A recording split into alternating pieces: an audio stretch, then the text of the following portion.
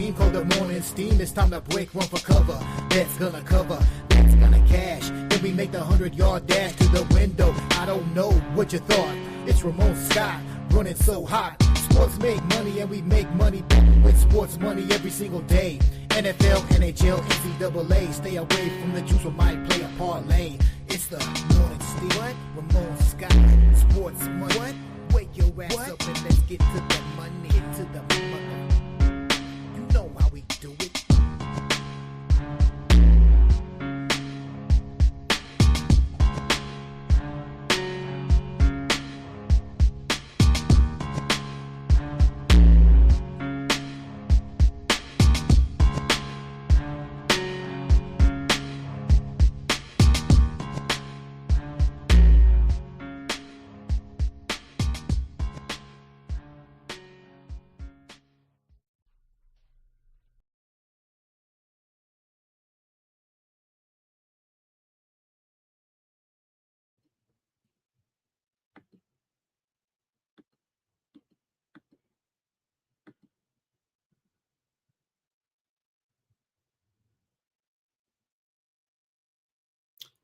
All right, and a pleasant good morning to you from the sports betting capital of the world, Las Vegas. This is Ramon Scott, and welcome to the Morning Steam Show for Monday, January 27th. We know our combatants for Super Bowl 59 following yesterday's games. Good games. One was a blowout, one was a thriller. Maybe the first one was better than it looked on the scoreboard, but nonetheless, it will be the Philadelphia Eagles and the two-time defending Super Bowl champion Kansas City Chiefs in New Orleans. We've seen the line come out. You know, we've got to wait. Of course, you know how it works here in the NFL. We just don't get the game this week. We've got a whole 2 weeks to prepare and wait for those props to come out. But we do know that the line right now, currently, the Chiefs are favored in this one. I don't know if it's going to stay there, but right now you're looking at 1.5 at most spots. There's a little 2 up there. I did see it dip to as low as a pick'em right away. Got bet right back up to the Chiefs being favored in the game. The total mostly 49.5. We do see some 50s out there as well. And see Joe there in the chat. Both games went over. Hey, got me on that one for sure. I expected some defense there in the games yesterday, but didn't work out necessarily for me, although I'm sitting okay in that contest that I mentioned over here with all the great handicappers that you see on YouTube. But no doubt the Bills and the Chiefs was the best awesome game of the two, 32-29. The Chiefs are heading back to the bowl. The Bills failed to beat the Chiefs for the 4th straight time in the postseason. Pat Mahomes, 245 yards passing, 45 yards rushing. The TD, the failed spike, whatever, yesterday. But a come-from-behind win, no doubt. You definitely have to categorize it like it was. The Chiefs also ran for 135 yards. Mahomes distributed the ball to 8 different receivers yesterday, and the defense dialed up a couple of 4th down stops in the 4th quarter, whatever you want to say about them, whether or not they got there, whether or not they had a bad spot. You know, you got 2 guys, referees looking at each other. I see the, some of the popular guys on social media talking about how can one guy run across the field and the other guy, I guess they don't follow football. You know, it's actually the spot of the line judge that is closest to the ball. Don't know if he knows that. We got on the left hash mark, the guy on the left side is going to spot the ball. If you got on the right hash mark, and so on. Yeah, they could come to it and try to agree to it, but you just leave it to your other guy. So whether or not it was a good spot or not, remember, it wasn't necessarily those 2 plays. What about the play before it and the play before that and earlier in the game, the catch there? Maybe it wasn't a catch. I don't think the ball can touch the ground if it's changing hands. That probably is an incompletion, but nonetheless, the Chiefs, maybe they did get the calls yesterday. I joked with the fellas in the chat, and I said, maybe the Chiefs were awarded a touchdown before the game, like they did almost in that first game, right? Hey, maybe that'll be a prop in the Super Bowl.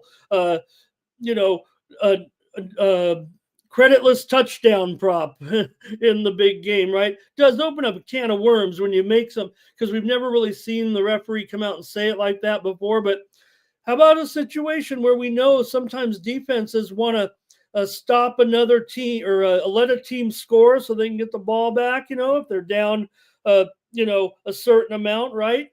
Who's to say we just don't let them score by committing a bunch of penalties there? But yeah, we probably won't see that. But nonetheless, Josh Allen, a pretty good game, 255 yards passing. He rushed for 48 yards. James Cook, 85 yards rushing as the Chiefs. The teams had even yardage and time of possession in the game, but Patty Mahomes, 17-3 in the playoffs, 14-2 at home now, and Josh Allen 0-4 against the Chiefs. So what did you guys have in that one? And over in the NFC, the Eagles dialed up an NFC championship game record 55 points as the Eagles go to the Super Bowl for the second time here with under Sirianni, the defense, 3 fumble recoveries, the interception, getting the ball in terrific field position, really doomed that first drive, right? The Commanders went on that 18-play drive to start the game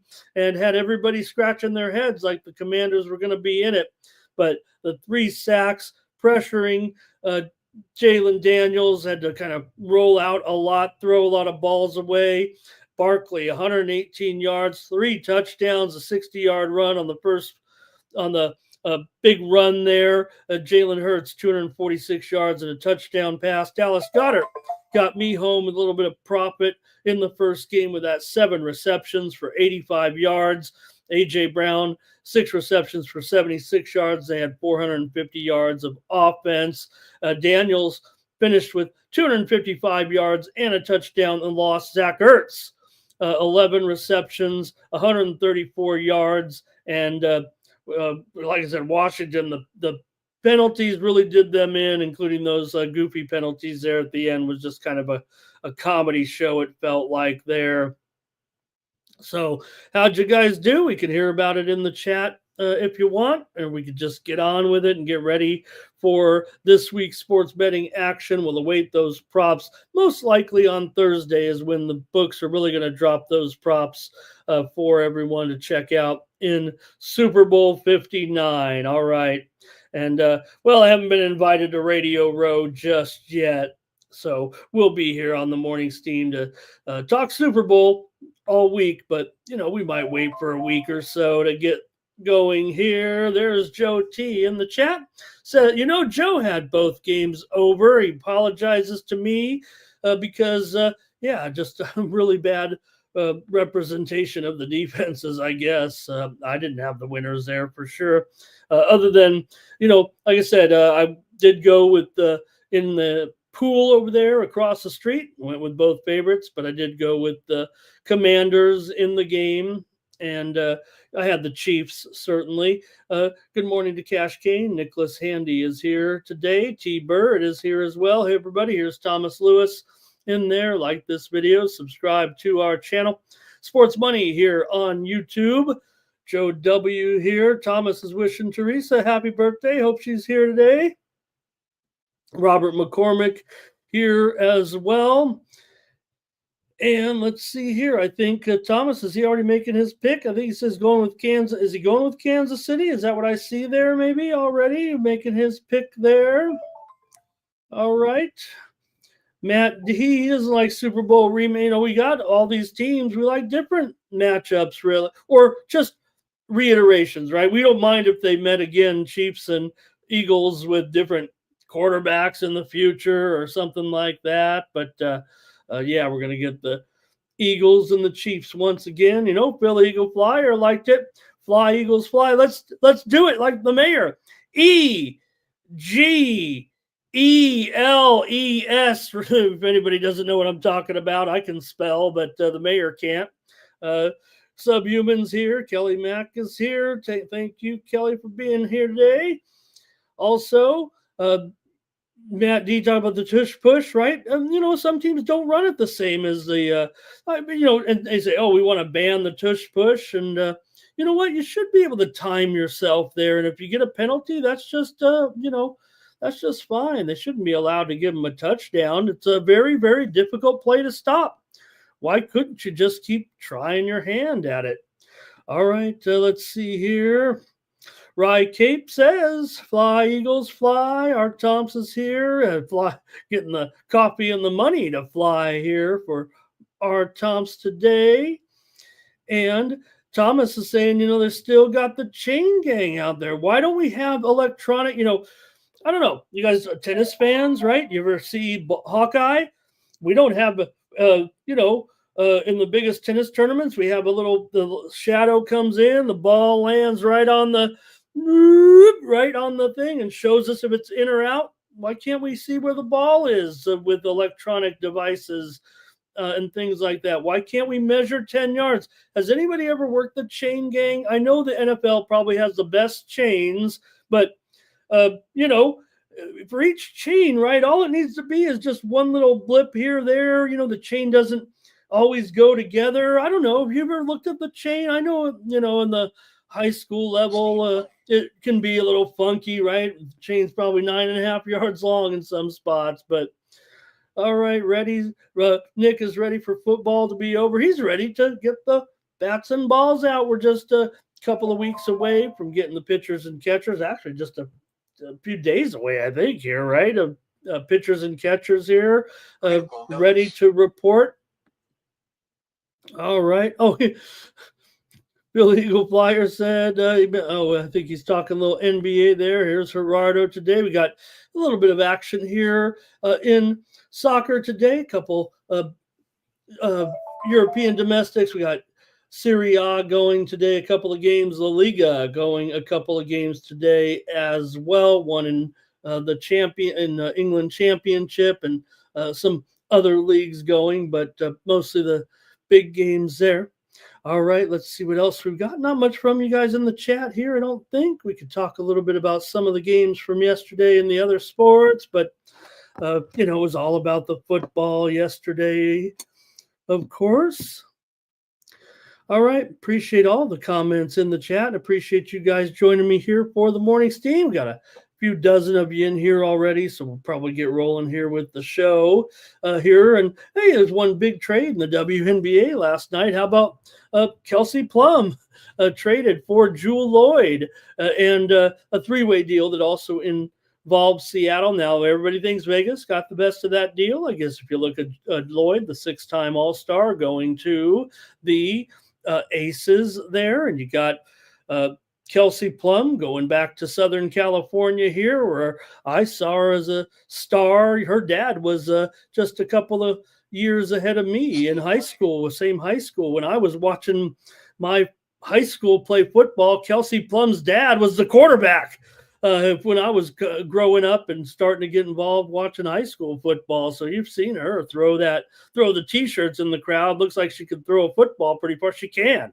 Her dad was an All-American quarterback, but Plum returns to Southern California with the LA Sparks, and then Seattle gets a player from LA and also, I believe, a draft pick. So there was a big trade yesterday, came down right during the NFL action. All right, let's see what else we have on in the news cycle here today. We've had a few names there yesterday. We saw Seattle name their offensive coordinator. There was actually a lot of news in football, but still Chicago can't find their coach yet, right? They're having some issues for sure. The Saints are having some issues as well. So two teams that aren't having issues here, obviously the Eagles and the Chiefs, but even Dan Snyder was got back in the news because he was so pissed off that the Commanders were doing so well, right? After he leaves. So, all right. Let's take a look at some of the action yesterday. I tried to find some winners here on the card, and I did have a 2-0-1 day with my premium picks over on Winnable in the NHL. We had under with Utah and Ottawa. Was a winner here. Consensus picks in hockey didn't fall good at all. I was on the Rangers with you guys there a little bit against the Avs, but I was definitely on Utah with you guys on that puck line against Ottawa. And consensus lost with the Flames. Consensus did win with Minnesota Wild getting that win over the Blackhawks. I got a push there on the total, and I did have the Golden Knights late night action here in Las Vegas. Golden Knights beat Florida. College basketball, I could only find a few winners yesterday with my premium picks, including yesterday Wichita State and Tulsa game to go over. We had a winner there, premium pick winner, also premium pick winner with Fairleigh Dickinson over Stonehill and over with Chicago State and Central Connecticut. We did have some winners here on the show, including UAB and Memphis game to go over. Memphis ended up blowing out UAB in that one. And also there yesterday, we had winner here on the show in the NBA with Oklahoma City and Portland game to go over. I didn't have a premium in that game yesterday, but believe it was Portland ended up getting the money in that game as a dog. They lost by 10 as a 14.5-point dog. So that was about it with the sports action. And you guys can tell me how you did or tell me if you're ready to go. I'll do the commercial and we'll get going. Here right now. Got a few more names in the chat to say hi to. There, no, you guys just kind of commenting on some of the action yesterday. Okay, let's do my commercial and see if you guys are willing to support me by subscribing to my picks every day over at winnable.com. Extra content from me. I'm going to try to give you a bunch of winners right here over the next 90 minutes, probably 2 hours. I think there's a good amount of sports here to look at, including that massive NBA card here today, 12 games in the NBA. So, we'll have some picks there. Also, decent college basketball card on a Monday, including action in the Big 12 is kind of the feature there, and a pretty heavy board of extra games. Also, 5 on the ice. So, if you want more picks from me closer to game time, you can subscribe to my picks over at winnable.com/Ramon. Click the QR code in the lower right-hand corner of the screen. That'll take you to my page over at Winnable. This is how you support me on the show by subscribing and getting my plays. That's what keeps me coming back here to know that you want to hear from me. Also, we'll have here, like I said, give you my best plays that I have available on the show, but my best plays actually are over at winnable.com/Ramon. And you can check me out over there. I'll send you the plays there every day. And there's also a free subscription service over there as well. Subscribe to those plays over at Winnable. All right, I got a little confusion here. I'm just trying to make sure we don't blow up the markets here. We're supposed to have a total disaster here today, and in the markets ready to implode, apparently, with China. Obviously, they've got their brand new Temu chip over there. It's going to be better than NVIDIA, so good luck to them on that, but it's already supposed to take off, I don't know, a couple $1 billion off the books, I think, but hasn't quite happened that way yet. We'll see if anybody kind of follows that stuff like I do. Let me get off the screen here and get back. I'm trying to find my place here a little bit. Technical difficulties. Okay. Oh, there we go. All right. Let me say hello there. I've got a few more people in the chat, and I think then we're ready to go. Curtis Mann is here today. Thank you. Bobby Mack was on the Commanders yesterday as well as I was. And everyone making fun of the Commanders yesterday. They had a pretty good season, though, didn't they? Looks like a team to be reckoned with, the quarterback of the future there with Daniels. Didn't quite have the personnel necessarily to support him there yesterday, but all right, got a couple of steam plays that have come in as well. I think maybe we could start there and read off a few moves here real quick and then get into that massive NBA card. But right now, coming up, A little steam coming in, top of the extra board here with Bethune-Cookman and Alcorn State. We're seeing some steam here to the under. It was 133.5. I believe this one's probably going to go down to 132 here right now with some steam in the matchup tonight between Bethune-Cookman and Alcorn State. I'm showing 132 already juiced to the under. I'm showing 131.5 at Bovada. So pretty big move here right now in that one. And let's see what else we have here. A couple more moves here coming in this morning. There have been several moves, but I'll just read these off to you. Alabama A&M, we're on the extra board here. Alabama A&M here taking the steam for sure. They were a pick 'em or maybe -1, 1.5, but I think we're going to see this one go a little bit higher with Alabama A&M. Prairie View, they don't win on the road. Come on. I'm showing Alabama A&M up to 2.5 already. Prairie View was covering numbers a little bit back when they were barnstorming a little bit, but Alabama A&M should be much better than Prairie View. We'll see there. That one may make the card, but Steve came in on Alabama A&M already up to 2.5 or so. Also, some steam came in just as I was coming on the air here with the Clippers and the Suns to go over. Clippers have been such a solid under, and the Suns have definitely been going under of late, pretty big time here. But steam coming in on the over here with the Clippers and the Suns. It's already up to 223.5, 225 right now. I'm showing 225 at Bovada. So big time steam here in the game between the Clippers and the Suns. Two teams that we've been living off of unders here with on of late. So I don't know, maybe it'll give us some value. I don't know what we'll be on. We'll see when we get there. I want to tip my hand. We'd ruin the show.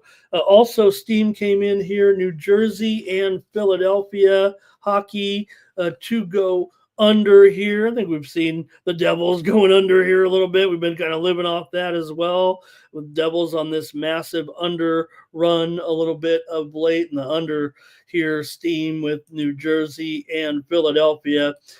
It was 6 under, but we're definitely seeing all 5.5s right now. Juice to the over. This one may even go to 5.5 flat, but the steam is on the under with New Jersey and Philadelphia. Also, Rio Grande Valley got steamed in their matchup today against Nicholls State.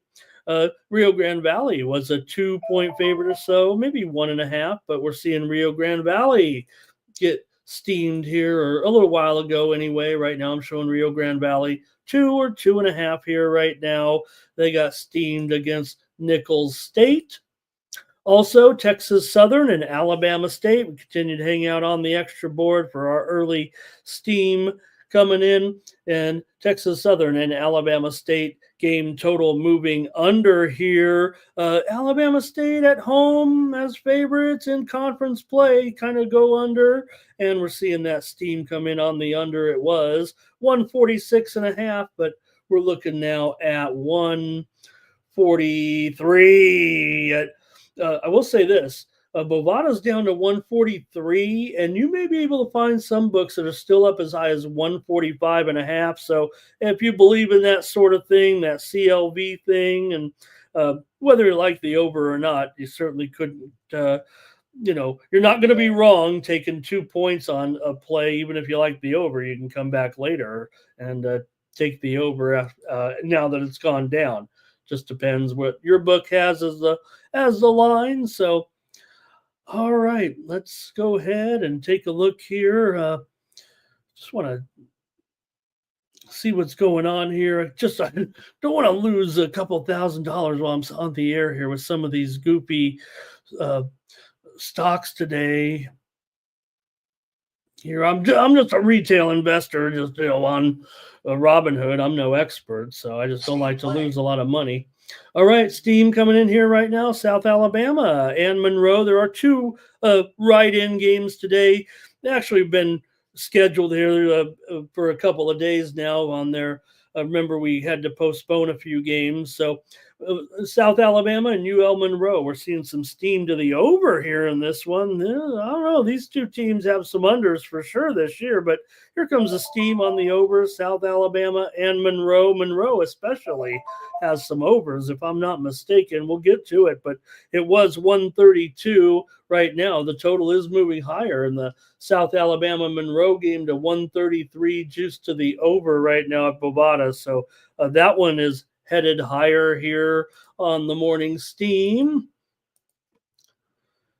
And also, just as I was coming on the air, Detroit and Cleveland game. It's going to be top of the board, so maybe we could just transition into that game. But the steam is coming in on the under with Detroit and Cleveland. We'll talk about it in a moment. Definitely seen some overs this year with those teams, but this series history is going under for sure. Pretty hardcore. I'll tell you about it in just a moment. All right. Let's get rolling here and see what else you guys are saying about maybe some of the action yesterday. And let's see what you guys are. Maybe you're ready to make your Super Bowl picks here. I won't remember, but you're welcome to. And let's see here. Commanders went up against the MVP, Joe says. I think that means Saquon Barkley.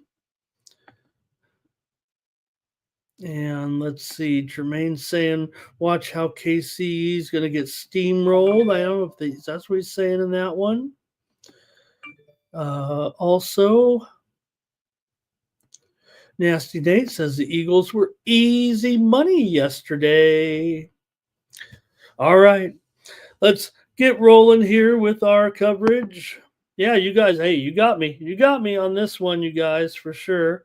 Although, like I said, I am sitting there at the top of that contest across the street, in second place behind a legend, if you know what I mean. I cannot catch the legend unless he picks the other team, and I could still win that contest. There also, I believe, is one contestant that could pass me if they pick the right team in that one. I'm trying to see what it is right now, but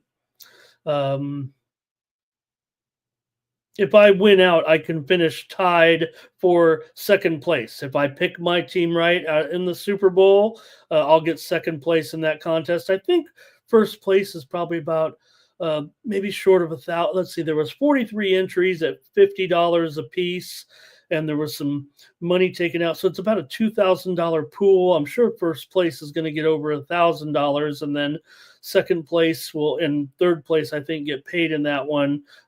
Probably, I don't know, maybe 500, 300, maybe the winner gets 1,200. I don't even know what the breakdown is, but if I win, I am guaranteed at least a share of second place with B. Lee, a noted handicapper as well, and the legend Lodels on top. If he picks his winner, he will win the contest there. If he doesn't, it opens the door. And again, if I'm wrong, there are a handful of other players that can still win, but I control my own destiny, at least for a tied for second finish or a solo second place finish. Nobody can pass me in that contest. I think a couple of guys in here in the chat probably know what I'm talking about. You guys are probably in there. I think Nate might be in the contest as well, but all right. So I better get it right there so I can win some money. And okay, what else do we have here? I think that might be it. Jermaine Thomas says Kansas City will be tough there. And let's see, Dr. Booby says the Eagles will smash. And let's see what else. Philly Eagle Flyer. Eagles will not allow the deep pass. Kelsey and Mahomes rushing will be the key. They need to shut down Worthy and that speed. All right. There's no doubt our chat is Philadelphia heavy. Hey, we're on the Sports Money Network, and the two guys here, or at least our main proprietor here, he's an Eagles fan. So we'll see. We'll see what I do here in the days to come. But I've got to pick the winner to be in that at that finish in that contest. So, okay, let's go to the NBA, shall we? And get moving. There were some good games certainly yesterday in college basketball. I mean, we could rehash a little bit of it maybe, but uh, nonetheless, it was all about the football there yesterday. So I don't know if it's that big of a deal, but let's go to the NBA right now. We don't want to take too long on today's show. All right. I got it rolling here. Here we go. Pistons and the Cavs in this one. You got the Cavs here, favored by 11 now, and the total 235. Yeah, there's still some 10.5s out there, but the sharpest book here in Vegas is already hanging an 11 here in this one. So let's see what you guys might like here on today's card. There are some relatively close spread games. This wouldn't be one of them, but Cleveland has defeated Detroit in 10 straight meetings coming into this one. But Detroit's been doing a great job of late covering numbers right now. You have Detroit covering the spread in 7 of their last 8 games, coming off of a loss, which they are in this game. They lost to Orlando 121-113 a couple of nights ago. The Cavaliers are actually in their biggest slump of the season right now, having lost and failed in 3 straight games to Houston twice and Philadelphia. No sweat, right? Losing to Houston, although you don't want to, lose to a team twice. Still, the Cavaliers have struggled here a little bit of late, so maybe the Pistons could be in position here to kind of hang in this one. Look, you have a division matchup here, and when you look at some of the trends that I like to go over, I like to follow the trends when it comes to division matchups. I always quantify saying, hey, these teams meet twice a year or 4 times a year, whatever. In the division, you're going to meet these guys more frequently, and 8 of the last 9 meetings between these two teams have gone under. Not to say that Cleveland, like I said, Cleveland's been a big-time over team this season. We think of them as a defensive team with Mobley and crew, but they're still 29-15 to the over this season, 27-13 to the over as a favorite.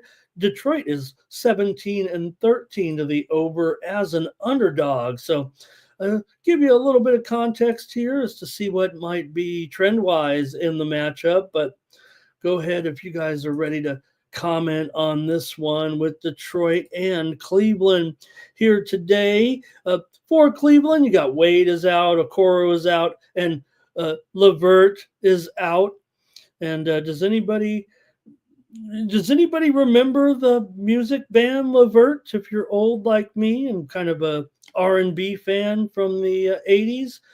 For the Pistons, Tobias Harris, he is questionable in this one. Let's go to the chat and see what you have to say for tonight when the Detroit Pistons take on Cleveland. Cleveland, like I said, they've dominated this series straight up. Detroit's been scoring well right now in that role, coming off a loss. They're also 4-1 against the spread their last 5 games on the road. And I mentioned the series history, 8 of the last 9. So let's take a look at the chat, see what you guys have in this one. And all right, we've got Cash Kane says lay it here with the Cavs, and Detroit for Thomas here. Also, Roberts on the under in this one. The widely reported steam did come in on the under, but I don't think we've seen it move to the under too much. So I don't know, what the line service was chirping about. This one opened really around 232.5, 233, and it's only gone up. But maybe there's some resistance here. Take the Pistons and the points here, says Damon. And maybe this is just a point where Cleveland can kind of get back going here a little bit. Thank you to Oldie. I'm glad you're working hard today. And Thomas Lewis remembers the OJs. And Bry Cape, like new edition. You would new Mr. Telephone Man. All right, here's chosen one on the Pistons. Sean Higgs had me singing Mexican radio though yesterday. Let's see. Chosen one says the Cavs have the old 4-6 going for them here. All right. Oh, I guess that might be it. I'll give you guys another second or two, and then I'll make the call here in this one with Detroit and the Pistons here tonight, and I'll go ahead and take the under in this one. I feel kind of 50-50 in this, but I'm going to go under. I know that we've seen overs with these guys, but again, I like series history when it comes to division play, and with this massive number here, 235. Yeah, it's maybe could flirt with it still, but I'll try the under here in this one. Detroit and the points here for Maddie. And what are some other I could think of many, but I can't think of them. But if you guys start typing them in, I might sing them all. All right. That's probably going to do it for the game here. We might compare boy band groups from the 80s if we don't get any more picks on the game. I'll go ahead and take the under here in this one, but probably going to have a premium on the side. And I think maybe you got the gist of the way I kind of feel about it. Candy girl, you are my world. Okay. All right. And I heard a Lisa movie's coming out. I mean, I got to watch that. I love the Lisa. All right. Let's move on to the next one here now with the Lakers. If she produced it herself, though, so I don't know how dramatic it's going to be or how overly dramatic it's going to be. All right. Let's take a look at the next one here with the Lakers on the road, taking on the Hornets in this one. You got the Lakers here, 5.5, 6-point favorite right now, mostly 5.5s, I think, right now. So maybe a little pullback here with the Hornets tonight. Maybe hard to fathom even the Lakers being a significant favorite on the road. The total here is pretty much 222 everywhere right now. Lakers are playing pretty well with this winning streak right now at 3 games. They're looking, pretty good. I feel like they've gotten it kind of all together here. And they've also, I believe, Vanderbilt, did he return to the lineup here recently? So a pretty good run here right now for the Lakers. You got LeBron probable. You got Davis probable. This could be a spot for LeBron to rest, maybe, if they were looking for a spot here. But you got Vincent questionable, Hachimura questionable as well. And for the Hornets here, Martin is out and Brandon Miller is still out right now as well. So see what you guys might have in this one. Lakers on the road. They have dominated the Hornets. They've won. They've covered 10 of the last 11 years here coming to Charlotte. Lakers and the Hornets have gone over in 5 of the last 6 meetings between the two teams. Charlotte's gone under in 5 straight games at home right now coming into this one. And Charlotte struggles big time against teams above 500. Charlotte is 1-12 straight up against teams above 500 in their last 13 games. And Charlotte has gone under in 7 straight games at home right now. So let's see what you guys have in this one. Charlotte comes in off of a win in their last contest. They knocked off New Orleans 123-92, and we had Charlotte in that game. So let's take a look at what you guys have here in this one. This is not the best spot for the Lakers, just 9-12 against the spread on the road. Meanwhile, Charlotte is 21-14 against the spread as an underdog, and they are 6-2 against the spread in their last 10 games. But again, Lakers do dominate the series. This is one, they're not division opponents. They meet once in LA, once in Charlotte, but the Lakers always crush this franchise. Let's go to the chat and see what you got in this one. All right. I'm going to go to, I think Jermaine is actually in the Lisa movie.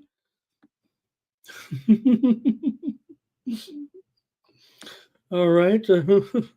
I was maybe I was in Menudo. What was the one group that sang "Me Gusta Sur Sonrisa"? I don't think that was Menudo though. Okay, Rye Cape here likes the Hornets to cover. Fernando says they need AD and Braun to beat the lowly Hornets. Thomas is on the Hornets here. Fernando says this might be the spot for the Laker run. As bad as the Lakers have been over the last couple of years. I say bad because expectations are high. They certainly rallied, to at least make the playoffs or whatever. It does feel like right now this is about as good as they've been um, post pandemic, right? With the kind of Lakers kind of falling back down to earth a little bit, kind of wondering where they're going to get the bench play and all that over the last couple of seasons. It does feel like right at this moment they're probably playing about as well as they have over the last couple of seasons here with this, not just a 3-game winning streak, but just a little bit beyond that as well. They've had a pretty good run here. Hey, did anybody see Bronny James with that poster down in the G League yesterday? He couldn't believe it himself. Um, yeah, Miller doesn't look good. That's right. Okay, lay it with the Lakers, says Cash Kane. Robert likes the over here in this one. Our Tomso does like the under. Damon says you got to take the Lakers. These Hornets are pretty bad still. And let's see here. And Cash Kane says he might be going a little chalky here. He might be going with Count Chocula today. All right, I think you guys are done. I think I'm ready to maybe make the call here in this one. I'll lay the points with the Lakers tonight. I think you get the feeling that I'm still liking what I'm seeing here at this point. Yeah, gonna have to lay some points on the road. Doesn't feel totally comfortable here against Charlotte. A decent underdog, no doubt, and they're pretty healthy anyway. It feels like right now, but again, when you got a team that when I said when I compare like the series history in a um, division matchup is one thing, and saying, oh, they only meet a couple of times a year. But like I said, sometimes when a team goes on a particular road trip, right, that franchise or those, there's just a comfortability level that the Lakers have kind of had here, it feels like. So I'm going to take the Lakers here in this one. And Thomas says it is a consensus play. And Art Thomas wants me to sing "Can You Stand the Rain?" Lakers here, consensus play. I liked the R&B, uh, boy bands, if you want to call them that.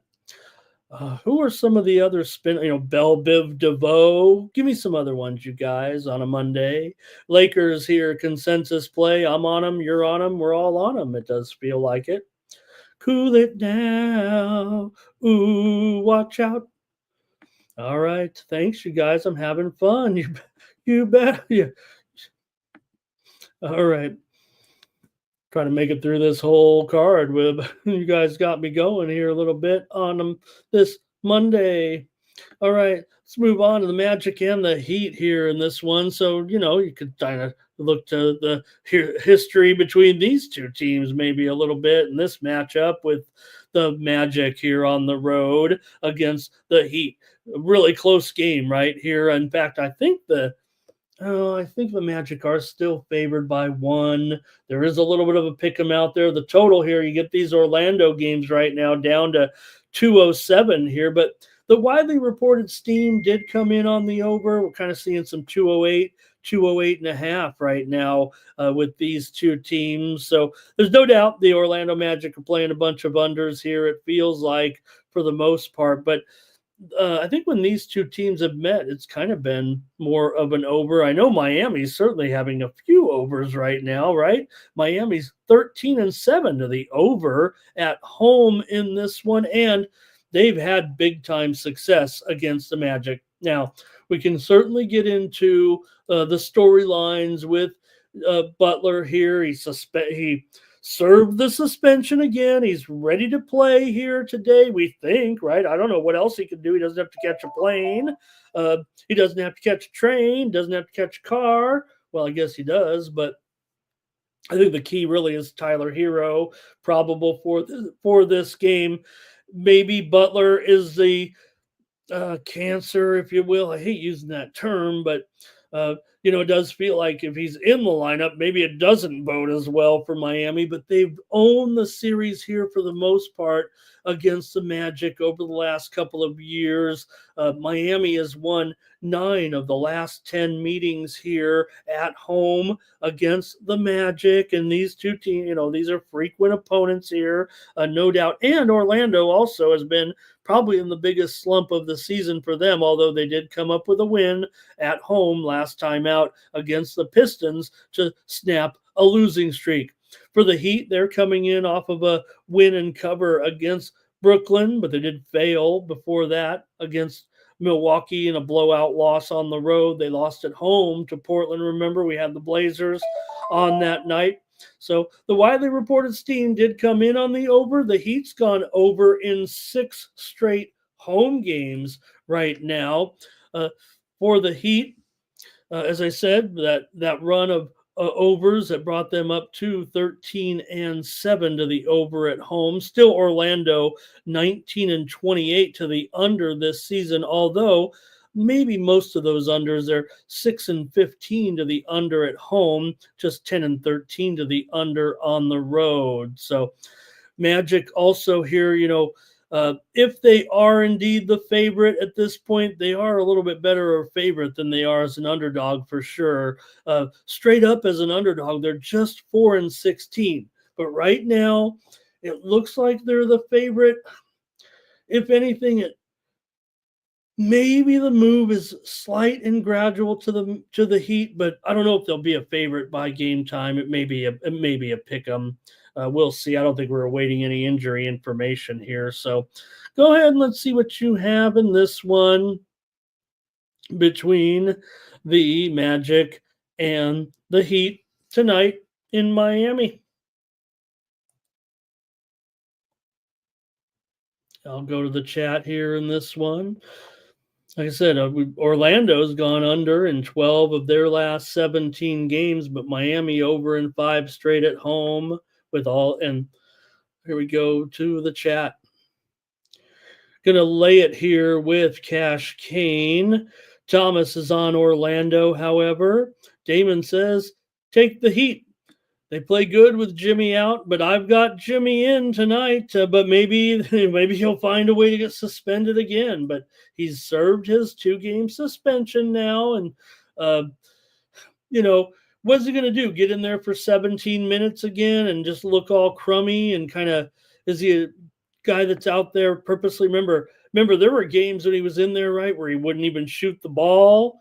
He shouldn't even hit the floor. I mean, you got to agree with this right now, but there's some, it's kind of weird in professional sports, right? You really can't bench a guy. It's weird. It's just, I don't know why that is, but he is a detriment to the team, right?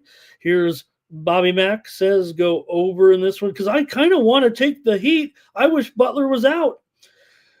James Parham's on the over. Art Thompson's on the Magic. And good morning to Keith. And a great job by Keith and Razor on Saturday with the horse racing coverage. I really enjoyed it, making some picks with those guys, watching the Pegasus World Cup they were the companion stream there on the weekend. So great job, Keith.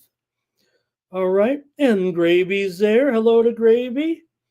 Yeah, I am feeling good, despite despite not doing well. And like I said, I'm maybe in line for a nice prize if I pick the winner of the Super Bowl. I think that is all. I don't know if that's making my day necessarily, but maybe a good night's sleep again here this week with our sports ended so early yesterday. Even I turned in a little bit early. But I've been up here a little bit, just watching a little tennis today. All right. Maybe Magic first half or first quarter for Fernando. All right. Well, I'm going to take the over here. I'm going to continue to monitor this situation today with Butler and see what I want to do. Like I said, I'll be honest. I think the situation favors the Heat here in this role, but again, I don't know. I think Butler is a detriment. The widely reported steam did come in on the Magic, but I don't see a significant enough move. Like I said, if anything, the move appears to be on the Heat here in this one, and the steam was also on the over. I put 208.5. I feel like that's a little high there. 208. I guess we call it 208, 207.5 or something, but just going to be a weird game awaiting what's going to happen here, I think, tonight with these two teams.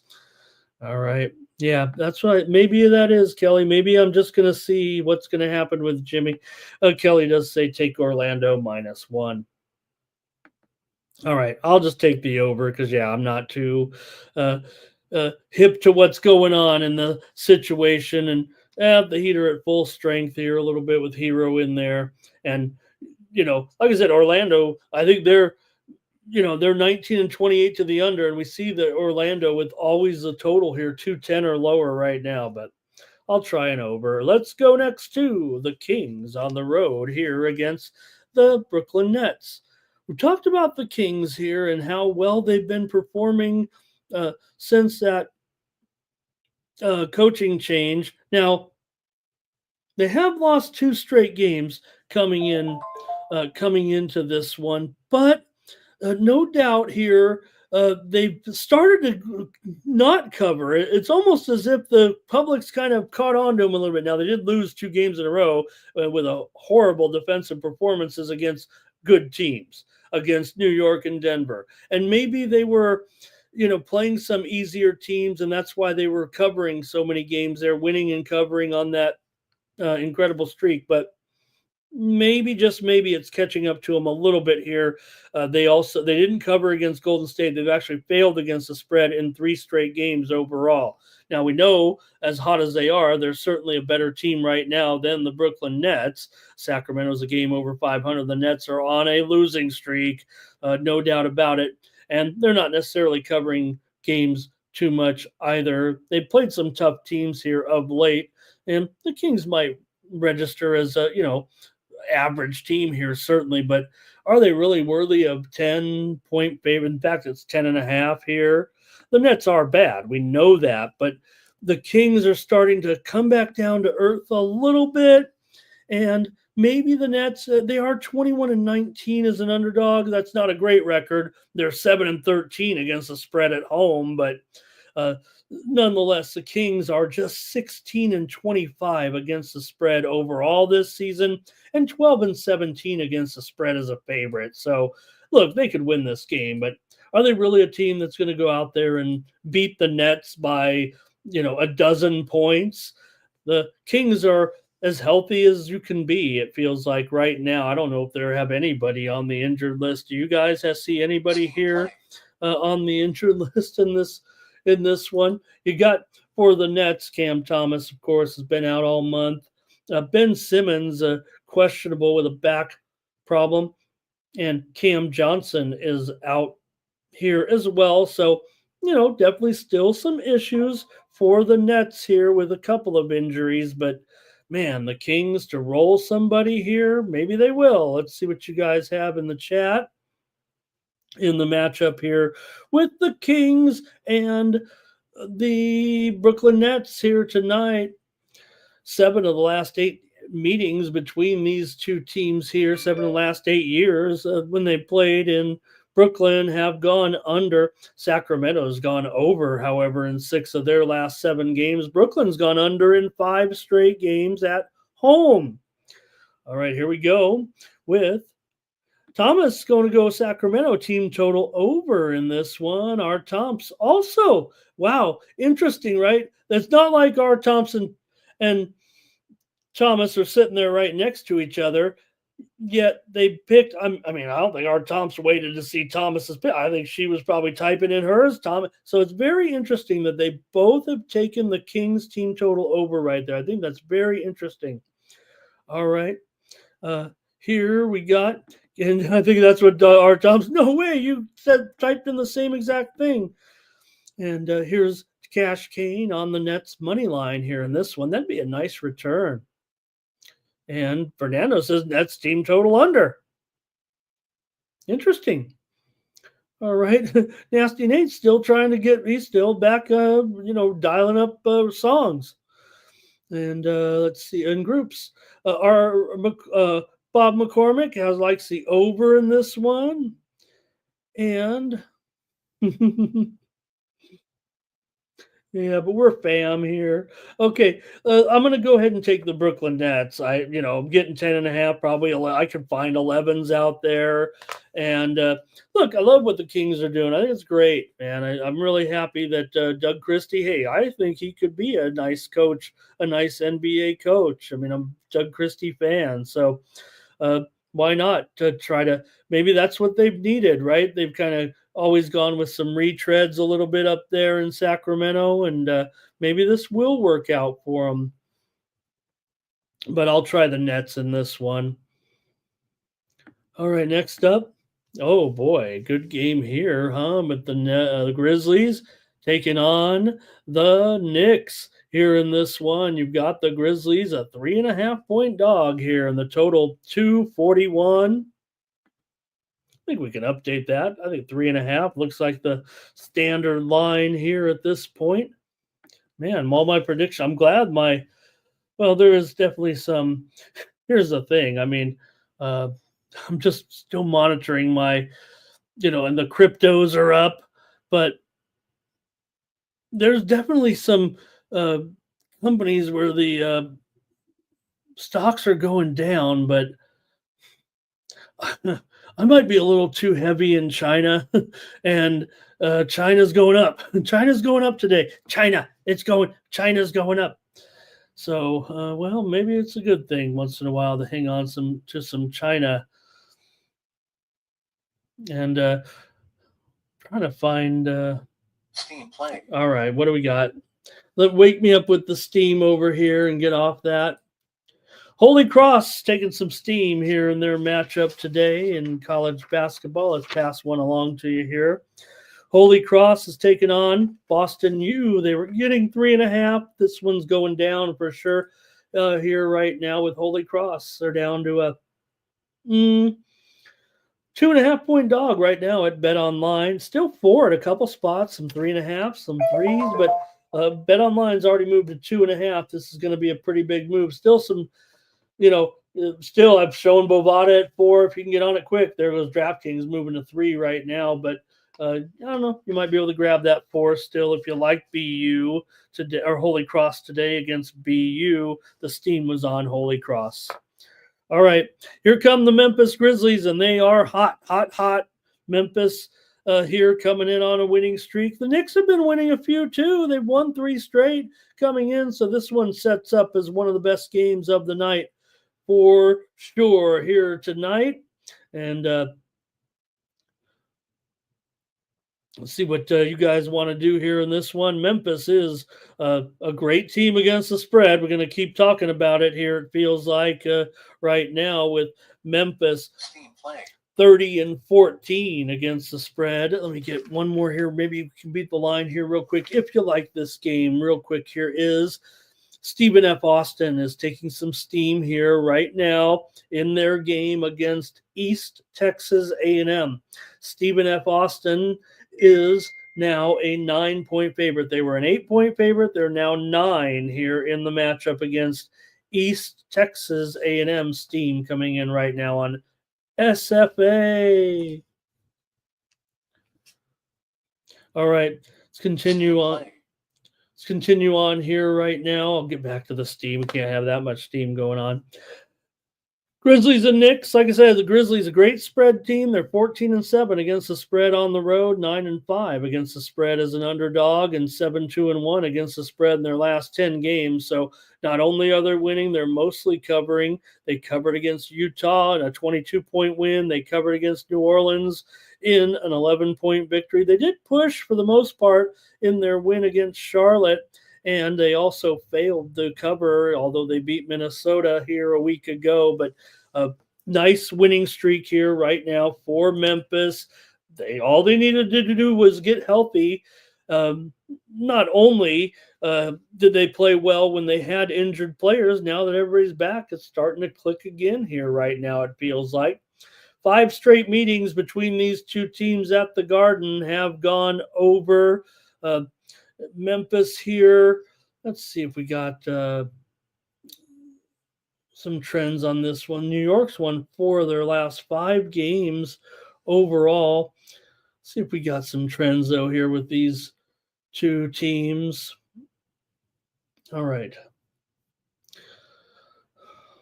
Yeah, I don't know if there's anything too significant that I'm interested in trend wise, other than maybe what I mentioned so far. So let's just go to the chat, see what you guys have here. The widely reported steam did come in on the under, but I'm showing it maybe 240.5 here right now.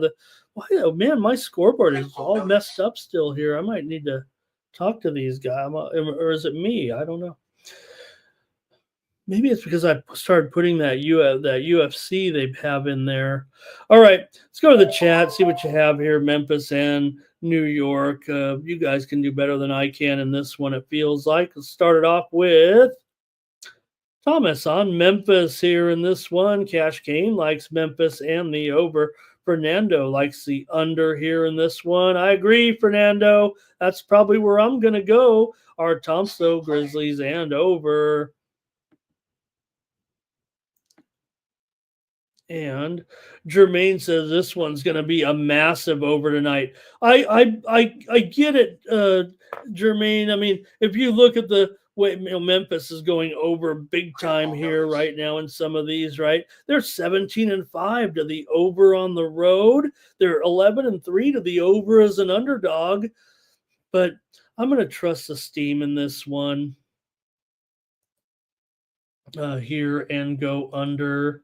Maybe I'm just too much into the market action in this one. I agree with you on the trends and all that, but I don't know. We've seen a little bit of a pullback. I saw it get as high as 242.5, and now we're back down to 241.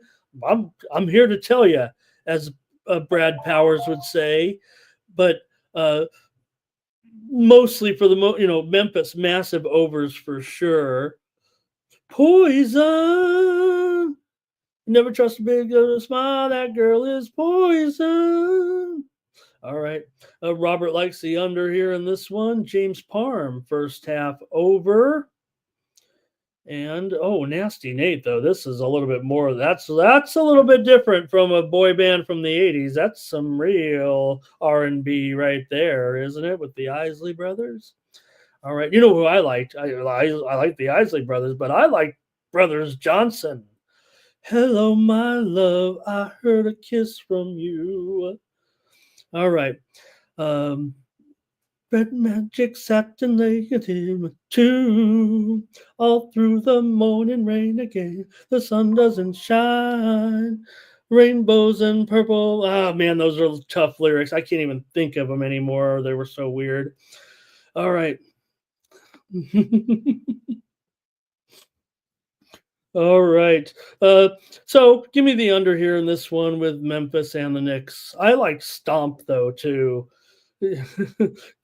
I'm still waiting, Thomas. 56 years, and no one's maybe I need to get on those apps. All right. Let's go to our next matchup here. Not as good as some of these, but we got the Pelicans taking on the Raptors here in this one, with the Raptors favored by 1.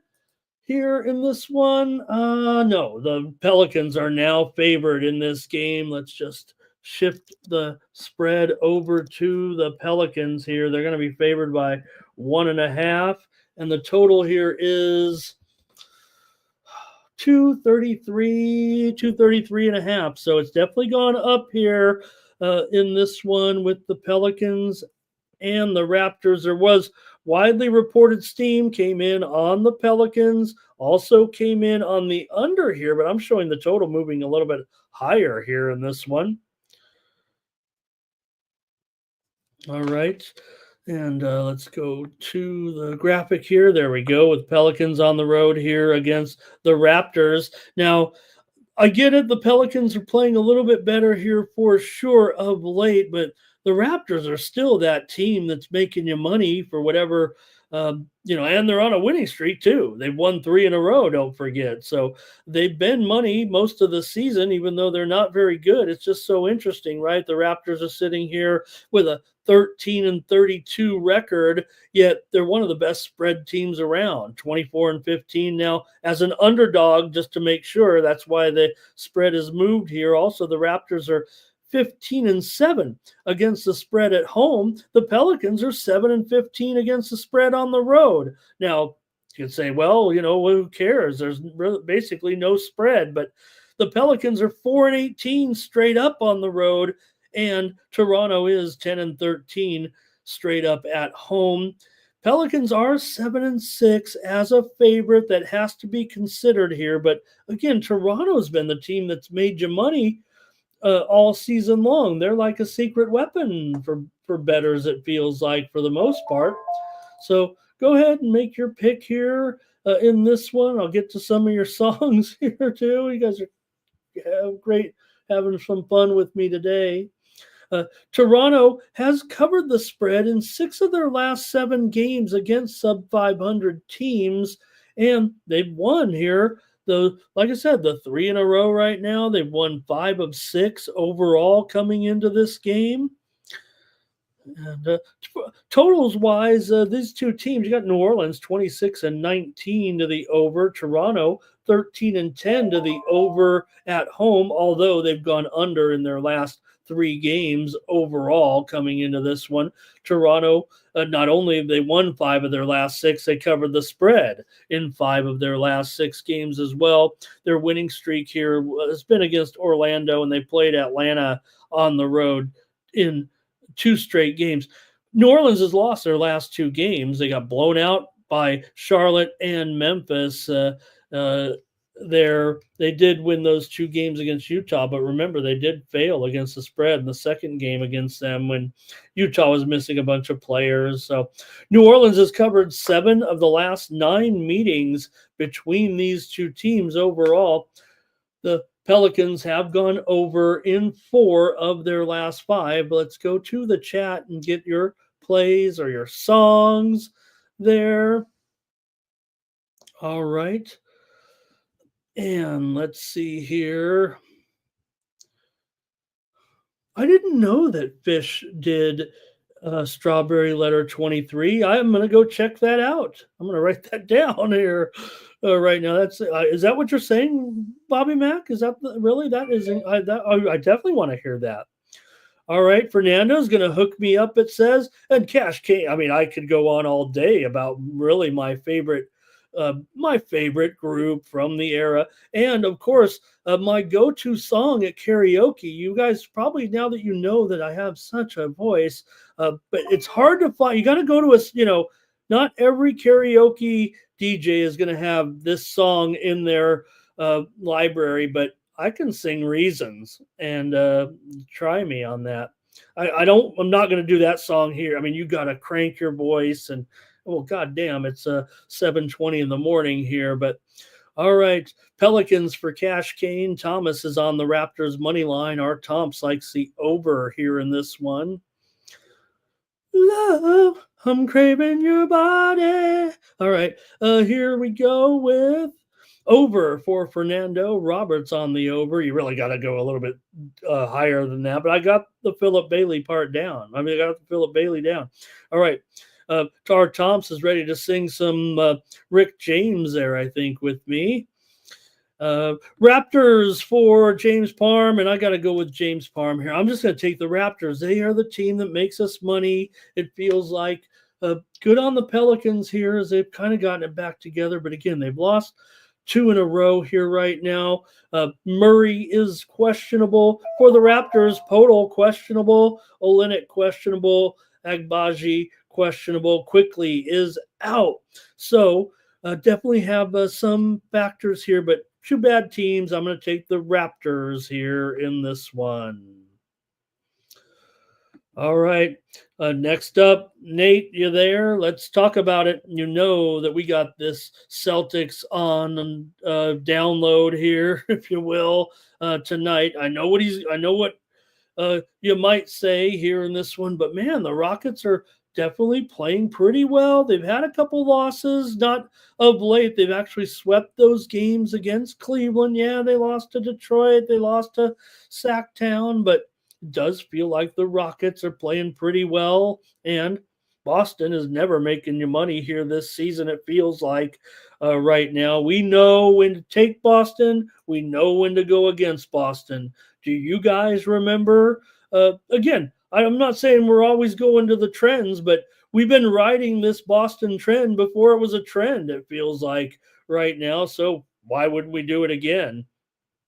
Now, I might be saving it for a premium, but just to update everyone what the latest numbers are for Boston in the roll, right? The Boston Celtics are 1-16 against the spread now in their last 17 games when coming in off of a win.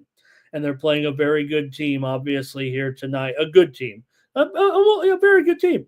I think we can put the Rockets in the very good, in the very good team category, certainly. I mean, this is said that the Knicks game and the Grizzlies, this is certainly another hot matchup here tonight, right? With the Celtics and the Rockets here. Maybe it is the featured game to a certain extent. But again, 1-16 against the spread now in the last 17 games for Boston when coming in off of a win. And that's what they are right now. Boston beat Dallas 122-107 last time out.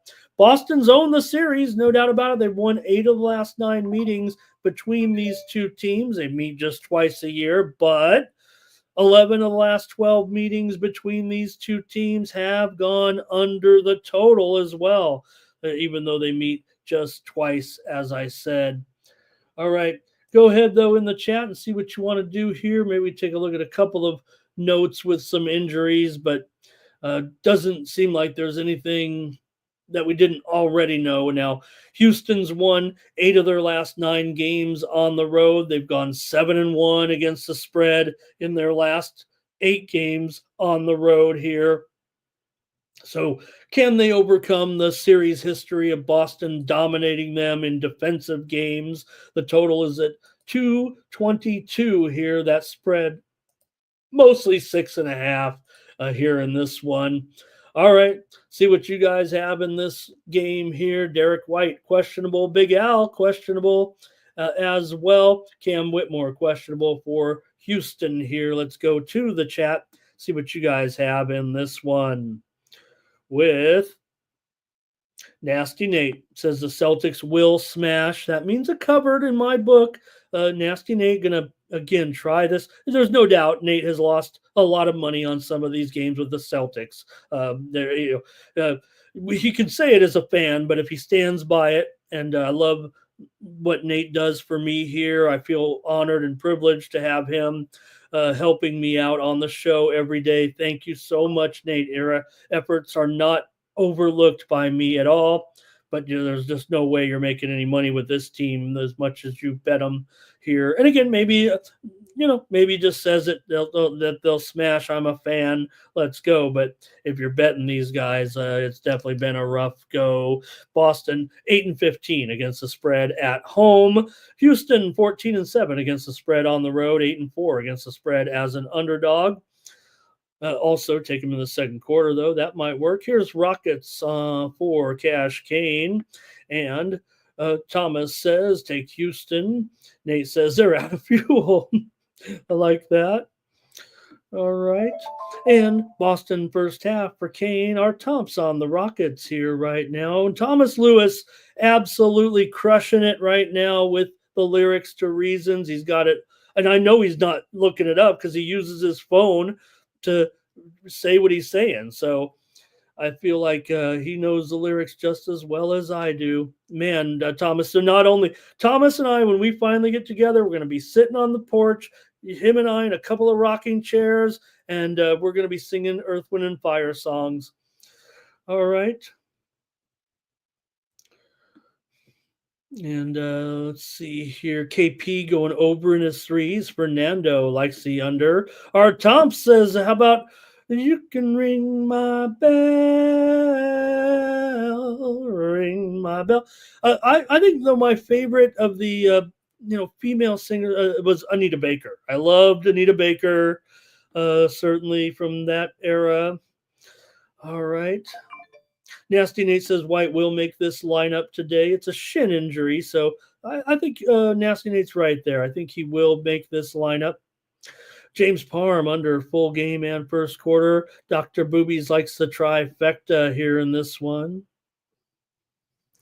And there's no doubt now, Nasty Nate says, when he doesn't pick the Celtics here, is usually when he picks some props. So I buy it, but it seems like though you're picking every game, it seems like every game. And the Celtics, I don't know if you know this, but they are a big loser this year against the spread, no doubt. Okay, Robert's on Houston here. He's got those second quarters. He loves his KP for sure. And he teases the Celtics. He takes them in money line parlays. So, yeah, I guess I'm just referring to the spread because that's kind of what I kind of gravitate to. All right. R. Thompson loves Anita Baker. And Thomas likes Jennifer Hudson. And that's maybe one generation later, I think, right? Cash Kane says, have I ever played in a band? No, but I am a karaoke master. Okay. I think that's it. In this one, I'll just take the under. I don't want to go against Nate here. Obviously, this is going to be a Celtics smash spot. So give me the under here in this one with the Rockets and the Celtics. All right, let's go to the Nuggets taking on the Bulls here in this one, man, the Nuggets. You know what? I took I hope I mentioned it on the air. I usually try to mention all my futures bets. And, with the Super Bowl coming up, I did some reconnaissance on, all of my futures bets, in the NBA. And, well, one of them is the Denver Nuggets. And I've got Denver at 16-1 here to win the NBA Finals. And look, they were definitely struggling out of the gate. So that, obviously that number has moved dramatically right now. They're down to maybe 12-1. So I don't know if it's that big of a move, but I did take them back at 16-1 a little bit, and I don't know. It feels like it should go down here a little bit. I don't know if it's soon or later, or but right now the Nuggets are playing their best ball of the year for sure. They did lose last time out to end that winning streak, but does feel like that they've gotten it all back together here for the most part. And again, I think it's a team that paces themselves. They did get blown out in that last game by the Timberwolves, 133-104. They're still 8-2 against the spread in their last 10 games, and the Bulls are 2-7-1 against the spread in their last 10 games. So one team going up, one team going down here. Still, you're going to lay a big number with the Nuggets here. And let's go over some of the trends in this. This one feels tough in a way because maybe the spread's starting to get a little bit too high here with the Nuggets, and they failed to cover that last game. But Chicago's lost 2 in a row here to Philadelphia and Golden State. They haven't been looking too good here. And let's see the injury numbers, the injury report here. This total has gone up here over the last couple of minutes. Right now, I'm showing the spread is now 9.5 and 248. Wow. Okay, let's update it. 9.5, 248 right now in the highest scoring game of the night. The Bulls don't really go over too often. Now, they do go over more often as an underdog, 18-14 to the over, but they're under in 7 of their last 10. We know the Nuggets are an over this season, 28-16 to the over, 13-9 to the over on the road, but 248? The widely reported steam did come in on the over here, so let's see. I might need to check with the chat to see what we do here right now. The Bulls have lost 5 straight games at home coming into this one, and Denver's covered 8 of their last 9 games now as a favorite. The Bulls have gone under in 10 of their last 13 games at home. Despite um, what we saw. They were going over for the first month or two for sure, but right now it's been uh, all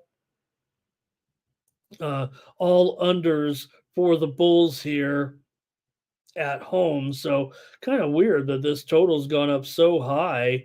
I mean, I understand why, but can it continue now? 17 of the last 23 meetings between these two teams have gone over, but that is a sample size of about a dozen years. Denver's covered 6 of their last 7 games on the road. They've won 6 of the last 7 games here in Chicago. Let's go to the chat, see what you guys want to do in this kind of a tough one, it feels like for me. All right. Thank you, Kane, for all those great performers there for sure. I mean, and don't forget Whitney. I mean, you can't forget Whitney, but why did it have to happen like that? Why couldn't someone get through to Whitney and save her from herself, right? I mean, all right. And don't play Whitney as your it's it was awesome, right? The Magic national anthem that she cranked out at the Super Bowl can never be duplicated. Do not play Whitney as your national anthem when you're at an amateur sporting event. You're just don't do it. Don't do it. It doesn't fit. You can never recreate that moment, as incredible of a performance of the national anthem that was. Don't get your old tape recorder out. Don't put it on your phone and play it over a loud. When I'm at an amateur sporting event and do it many times, and they go to that one to play because it's the greatest of all.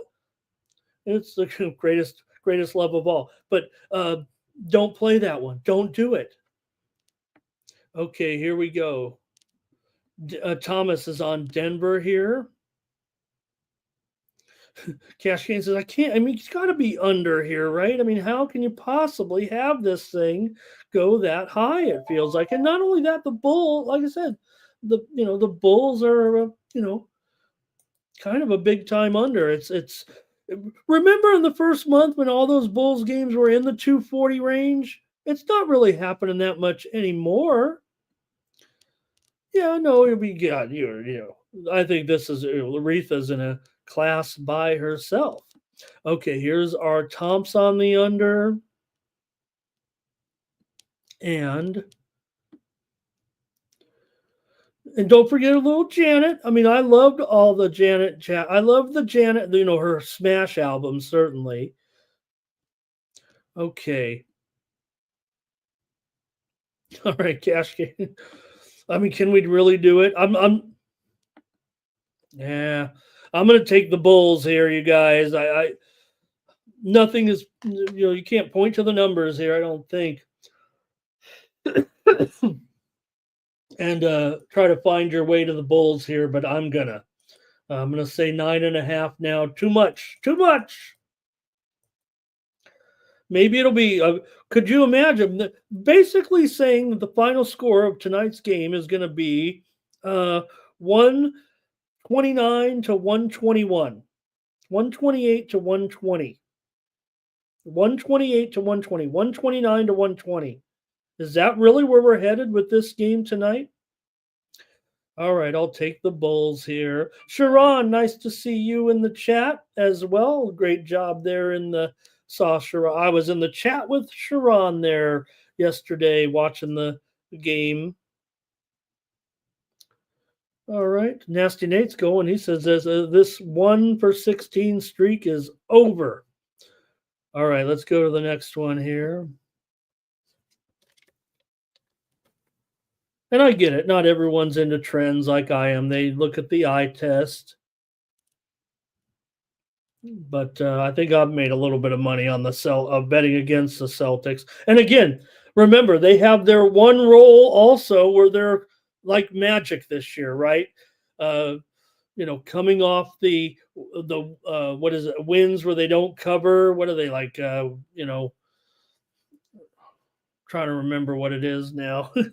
Got confused with this one, but okay, here we go. Next one. We're almost done here. Hawks and the Wolves. In this one, you got the Wolves a 10-point favorite over the Hawks here. Right now in the total 218. It's even up to 10.5 here in a few spots. Total has moved down here to 218 in this one,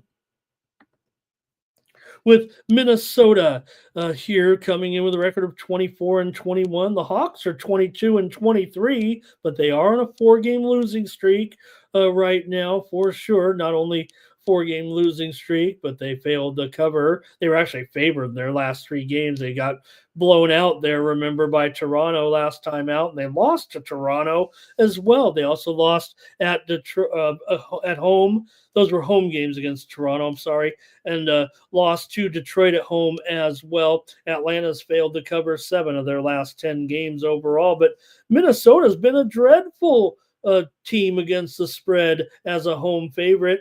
They are 5-15 against the spread at home, 12-23 against the spread as a favorite.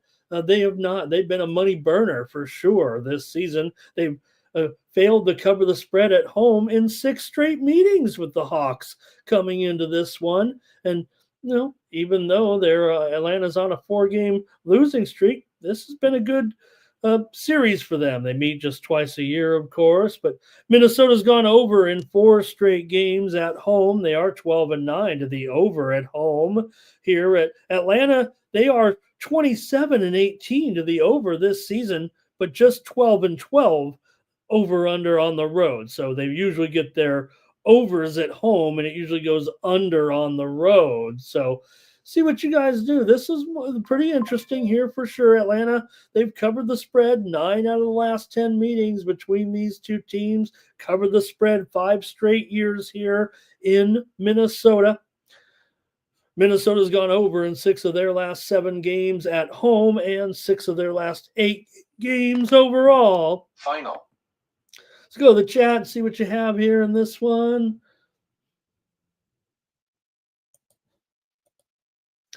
Let's see what we got.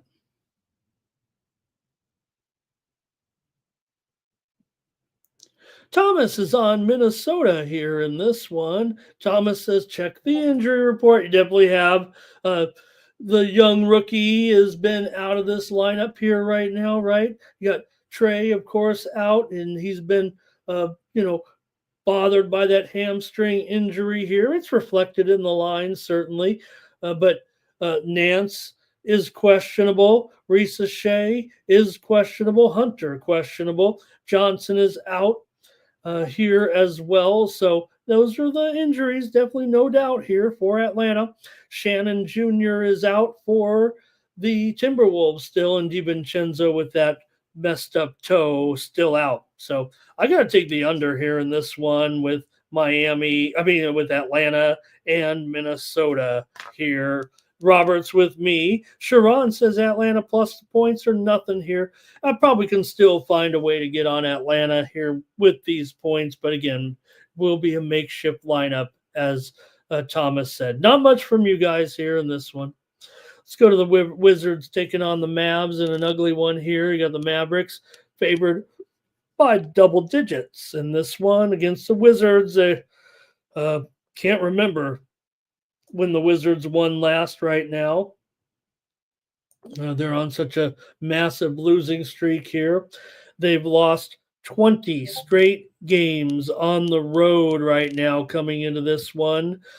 Remember, they won their first game of the season on the road, and now they haven't won since. So Dallas, though, has 0-5, failed to cover 5 straight games at home in this one. 7 of the last 8 meetings between these two teams have gone over. Washington just 7-13 against the spread on the road. Dallas is 12-11 against the spread at home. Dallas has won 11 of the last 14 years against Washington at home. But can they get 12 here, you think, against these Wizards right now? As bad as the Wizards have been, They did cover last time against the Suns in a 119-109 loss. They were getting 14 points in that game. Uh, Dallas does have some injuries here. We know Luka, of course, but also Powell is out. Marshall is out. Kleber, he's definitely out right now, right? Kleber is going to be out for an extended period of time. We got that news here this week. Lively's questionable as well. So for the Wizards, Brogdon is out, but it does feel like the injuries have kind of crept up here for Dallas. So I'm going to take the Wizards here in this one. Maybe they can stay within single digits. They've been bad, we know that, but that's a lot of injuries there for Dallas too today. And I wouldn't want to send out the Wizards as a premium. All right, let's see what we got here. Thomas will take the over in this game. Fernando's with me on the Wiz. And Cash Kane says, I'll take the Mavs still. They played pretty hard last game against Boston in that 122-107 loss. So it was a Boston cover. That was one of the ones that Boston did cover there again. Okay. Oh, sorry, Nate. Okay, I got you. Robert's going under here in this one. Okay.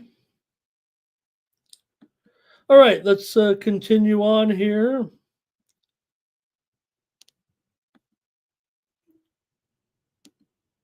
I think we got one more, right? No, we got two more.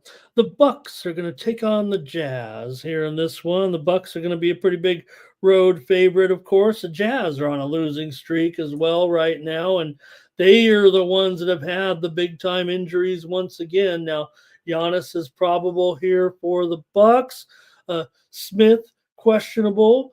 Middleton questionable in this game, and Green is questionable as well. Portis is out here, but for Utah, you do have Kessler questionable, Collins questionable. This is one you're going to have to hang out and see. Sexton is probable, Clarkson questionable. So just a lot of names here on the injured list for both teams. It feels like in this matchup with the Bucks favored 9 and 236.5 or so coming into this one. Utah has lost 17 of their last 18 games at home against teams above 500. Milwaukee here, they've gone over in 7 of their last 8 games coming in. And if anything, Utah's kind of been an over here as well. But most of their overs are on the road. They're actually 8 and 9 to the under at home. Milwaukee's gone, been going over here. Let's see what you guys have in this one. Not only Utah's gone over in 5 of their last 6 games overall. Utah, interestingly, despite the fact that Milwaukee, has been so good over the last several years, this is a long term because this is, again, East-West, but Utah's won 20 of the last 22 meetings. That's basically 2 decades. So, again, I'm not suggesting that trends like this are reflective, right? Oh, how can you count it here? The Bucks are so much better than the Jazz. How can you go back 20 years and even consider that? But I consider it as the way a team might come in, the way a franchise might come in, the way the scheduling cracks down. Utah's won 20 of the last 22 years at home against Milwaukee. So just, interesting there. And here they are as obviously getting a bunch of points at home. So let's see what you have, though, in this one. I know a lot of people aren't going to buy that into that. I'm the, one of the bigger trend truthers. I don't know. I don't know if that's the right term, but Utah's covered some numbers here of late for sure, despite all their woes. 7-3 against the spread in their last 10 games. Like, they have been getting enough. And I don't know, could be a weak spot here. You say that, 22 years, that's a pretty big sample. But remember, Giannis has been on the club 10 years now. So part of that, at least half those games are in his era. All right, Milwaukee did lose to the Clippers last time out on the road to start this road trip, right? You got to go from LA to Utah. They were on a winning streak before that. We'd already talked about how Milwaukee had started to heat up, kind of like Denver a little bit, it seems like here of late. So, see what you guys want to do in this one with Milwaukee and the Jazz, if anything, tonight. I got a little steam coming in while you type in your pick, maybe here with the ride-in game here between Southern Miss and Troy. We're seeing some steam to the over here. It was 143, but we're up right now in the Southern Miss and Troy game. I'm showing the total here going up to 145 right now at Bovada. Goes up a couple of points. That's at 6 Eastern and 3 Pacific. Remember, two ride-in games today. All right. Here we go right now. Let's see if we got any comments on the Bucks and the Jazz. Thomas is going to take the over here in this one. Cash Kane will lay it with the Bucks. Sharon likes Milwaukee's team total under. Fernando's going Fear the Deers today, and so is Bobby Mack, who takes the Bucks as well. Thank you, and nice to have Yulin Cueto in the chat. All right, I'll try the Jazz here in this one against the Bucks tonight. Not going premium in this game with all the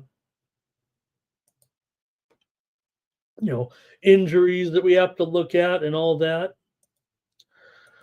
All right, I got one more for you. And this one is a pretty good game, pretty interesting game here, right? To wrap it up out west with the Clippers taking on the Suns here. The Clippers 26-19. The Suns are 23-21 coming into this one. And this one's another one where we pretty much have been spot on with some of these teams and their trends for sure with the Clippers and the Suns. Like I said, that widely reported steam did come in on the over here, but kind of wonder why. Oops, dropped my pen. The total here is up to 225 or so right now. Clippers still a 1.5 point favorite or so in this one against the Suns on the road. The Clippers have quietly been building up a pretty successful record here right now. They are 16-5 against the spread as a favorite. The Suns are 5-11 against the spread as an underdog. Clippers have covered 8 of their last 10, while the Suns have gone 3-6-1 against the spread in their last 10. They're 6-15 against the spread at home. The Suns are garbage against the spread for sure. As far as injuries are concerned in this one, they're mostly on the Clippers here. You have Miller out, Dunn out. Christie is out for the Suns. Dunn is out of this one. The Clippers are 6-13 to the under on the road. The Suns are 7-15 to the under at home. Coming into this one, the Suns have gone under in 6 of their last 7 games. The series, though, is a pretty solid over. 6 of the last 7 meetings between the two teams have gone over, and the steam came in on the over as well. Clippers have covered 7 of their last 8 games. Coming into this one, I've got to take the under. I'm not worried. I don't know if I can concern myself here with the season series, but I'm going to go under as my play here on the Morning Steam Show. Go to the chat, see what you guys have, and that's it for the NBA. It's going to be Cash Kane on the under. Thomas goes with the Clippers. Robert goes with the Clippers, and I think you guys will be seeing that play a little bit later on from me as well. That's it for the NBA. Sorry it took so long, but 12 games. What are you going to do? Here, we've got to get to the hockey tonight. Whoop. We got college basketball as well. I promised Jermaine to at least talk about some of the big mid-major games there, or small school games a little bit, small program games. I think I've got maybe 7 games lined up for us in college basketball. There's an early noontime start here out, 3 Eastern start. All right, let's go to the hockey though tonight. And Thomas said the Lakers were the only consensus play, so hopefully we can find another one, huh? Yeah, not Chad All-Stars, a little bit of rest here maybe from the guys, huh? And gals, thank you. Let's go to the Kings and the Red Wings to start us off here in the NHL on our 5-game card tonight. The Kings coming in here 26, 14, and 6. The Red Wings have done a nice job here. A couple of wins in a row now to go back over 500, 23, 21, and 5 coming into this one. So, Kings aren't necessarily, they are play, better at home than they do it on the road, of course, but they cost you nearly a quarter of a unit per outing here on the road right now. Maybe the Kings are often a little bit favored a little bit too often in some of these games on the road, it feels like. Got some steam coming in right here on college basketball right now. Maybe if you're interested, I want to pass this one along. Iowa and Ohio State, man, we've seen Iowa with some of these big totals this year and big numbers, but here comes some steam on the under at 157 in the Iowa Ohio State game. It's going to be down to 156 here right now with a move to the under in that one. All right, just pass that along. Steam to the under in the game between Iowa and Ohio State. All right, let's go here to the NHL with the Kings and the Red Wings. Detroit's been hot, man. They've won 7 of their last 8 games at home coming in. They've also covered the puck line in those 7 games. 4 of the last 5 meetings between these two teams here in Detroit have gone over. 5 of the last 6 meetings overall between the two teams have gone over here. Like I said, the series is kind of an over series here, and these teams don't meet as often as they used to, being in the separate conferences. But see if you guys are interested in playing this game here right now as the Kings. Look, they're not covering many puck lines despite some of their successes for sure. They are just 10 and 16 as a puck line favorite. Detroit's 24 and 11 as a puck line underdog. Detroit's also 18 and 9 on the puck line at home so far this season. Detroit has gone over in 7 of their last 8 home games off of a win. These two teams have been solid under teams for sure, but of late the Kings are starting to put some overs out there. They are 8 and 16 are the Kings on the road to the under. Detroit's 3 and 7 to the under in their last 10 games, 13 and 20 to the under as a dog. So let me see what you guys might like in this one with the Kings on the road with Kemper and the Red Wings with Talbot.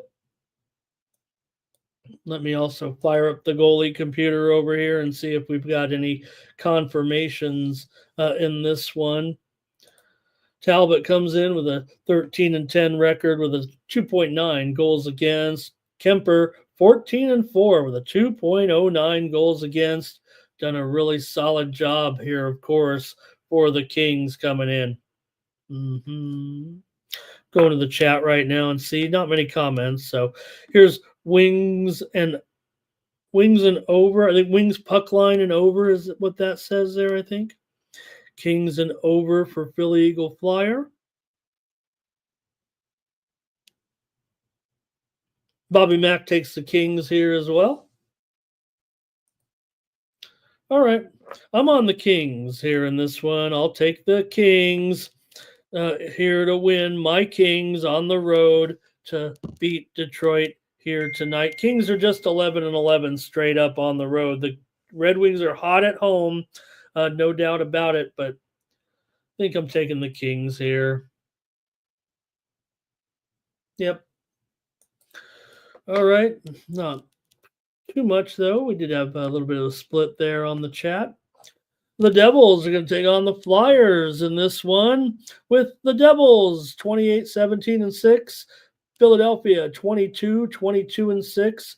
Devils have won a couple of games in a row here, victories over Montreal and Boston. Philly with losses to the Islanders and to the Rangers coming into this one for New Jersey. Here we know how strong they've been to the under this season, man. 8-15 to the under on the road, 17-30 to the under overall. Philly is 3-7 to the under in their last 10 games. The widely reported steam did come in on the under here. Right now, it's all the way down to 5.5 over, -120, maybe -115 here. Devils are about $1.40 right now coming into this one. Devils are a break-even proposition for the most part on the road this season. Philadelphia is a dismal 11-23 straight up as an underdog this season. So let's see what you have in this one with the Devils taking on the Flyers here tonight. And we've got, I think Robert's on the under here in this one, and he likes the Flyers. All right. I'm going to try the Devils here in this one as my play. I'll take them on the road tonight against the Flyers. All right, that's it from you guys in the chat on that one. Let's go to the Canucks taking on the Blues here in this one. You got the Canucks 21-17-10. The Kings of the Ties, it feels like. St. Louis 23-23-4 coming into this one. Vancouver an underdog here against the Blues.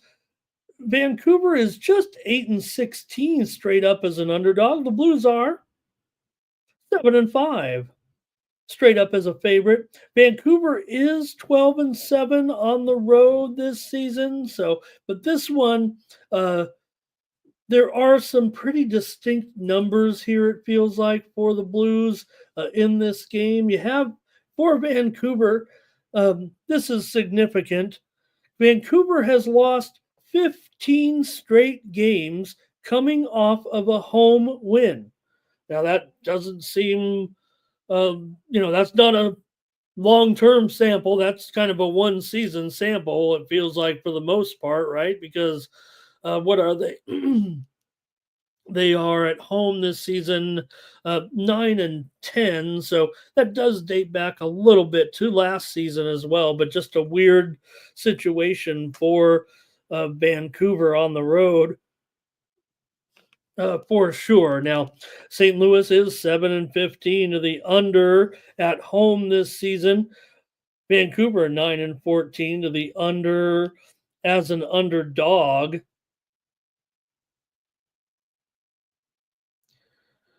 St. Louis has gone under in 7 of their last 8 at home off of a home loss.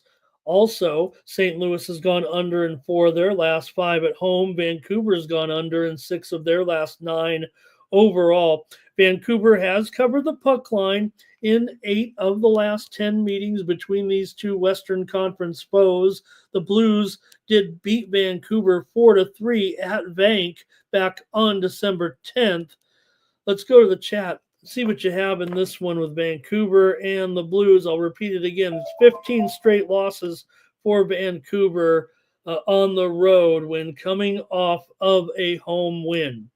And they did win last time out against Washington at home 2-1. Blues are off consecutive losses to tough opponents, Dallas and VGK. They did beat VGK in the first of the home and home in that little series they had there. Let's go to the chat, see what you got. Going to start off with, I think, Bill Eagle Flyer might be this game. I'm not sure since the last one was kind of 5.5 too. Andrew's on the Blues here. Hi, Andrew. If I didn't say hello already. Blues money line for Phil Eagle Flyer from last night. Bobby Mack says, give me the Blues. Cash Kane says, got to try the Canucks here, maybe on the puck line. They've been dropping the puck line here, but let me take a look here as what they are as an underdog. 13-11 as a puck line dog. They're laying $2 though here, and St. Louis 4-8 as a puck line favorite. Blues for Jermaine. Thomas says he's heard enough. Blues are a consensus play here in this one. All right, so we got a two-teamer there. All right. Robert likes the under here as well in this one. And Jermaine says the Blues, they like Mondays.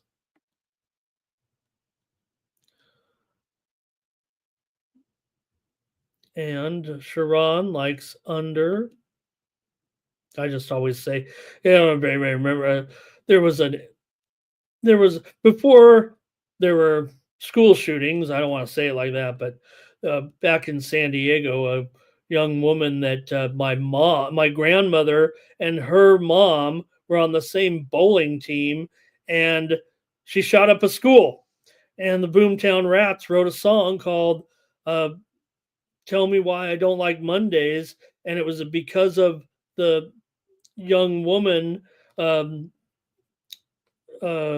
Spencer, Deborah Spencer. I don't remember what I didn't never met the daughter, but definitely watched the mom bowl with my grandma at the bowling team. But she shot up the Cleveland Elementary School in San Diego, and the Boomtown Rats wrote a song because when they asked her after she was put in jail, and I believe she may have gotten out of jail recently, but they said, "Why did you shoot up the school and kill two people?" And she said, "I don't like Mondays."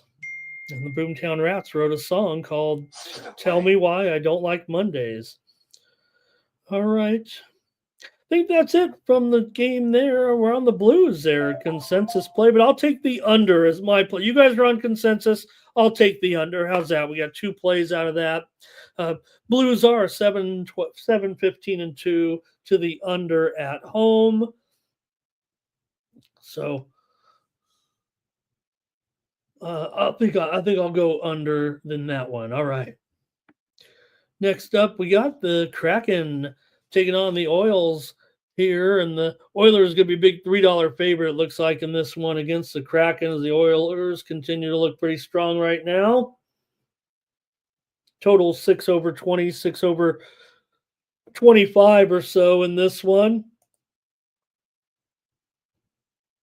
For Edmonton, they've won 5 straight meetings against the Kraken coming into this one. Edmonton's won 8 of their last 9 games at home coming into this game right now. Edmonton 31-15-3. Seattle 22-25-3. Seattle is coming off of a win over Pittsburgh 4-1. They've won 3 out of their last 4. Edmonton, meanwhile, has won 2 straight. They beat Buffalo last time out 3-2, and they beat Vancouver at home 6-2. This is the 4th consecutive home game for the Oilers coming in. Seattle has covered the puck line in 5 of their last 6 games overall. 4 of the last 5 meetings between these two teams have gone over when they played in Edmonton. Edmonton's gone under, though, in 8 of their last 9 games overall coming into this one.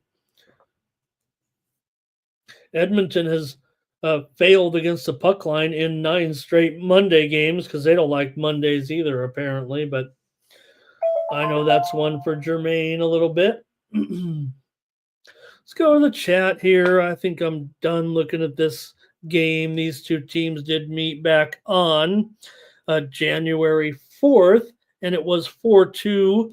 Edmonton won at Seattle. Edmonton's 9-15-2 to the under at home, but Seattle is 14-9-1 to the over on the road. Still, Seattle's gone under in 7 of their last 10 games overall. Okay, in the chat, here we go. Thank you, Jermaine, for all of your plays there. I'll leave there. You were nice enough to type that in. I'll leave it up there certainly for a moment here while I look at a steam play coming in. Houston Christian is taking some steam against Southeast Louisiana. Houston Christian was getting 6.5 points from Sela, but right now that's down to 5.5 right now. The Houston Christian Huskies. I didn't know there were a lot of Huskies in Houston, but They are taking the steam here in this one. Thank you, Jermaine. I want to leave that up there. You were nice enough to type in all that info there. I don't want it to just slide by in the chat. And Philly Eagle Flyer says you got to watch out in that other game for Vancouver if my man Thatcher Demko's in there.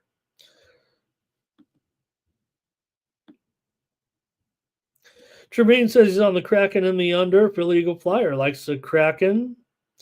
And Damon wants Philly Eagle Flyer maybe on a draw. Robert says over in this one. You know, Robert and I always agree, but I'm going to take the under actually in this one, Robert. And I'll take the under with the Kraken and the Oilers tonight. One more in the NHL. Then we're going to do some college, and we'll take our time. Not super slow, but compared to Saturday or. All right, here we go. Penguins and the Sharks. You got Nedeljkovic going up against Askarov here. Let me see if there was any changes in the goalies because it is starting to get a little late in the morning. Cam Talbot is likely in that game against the Red Wings now. He was in the starter's crease this morning.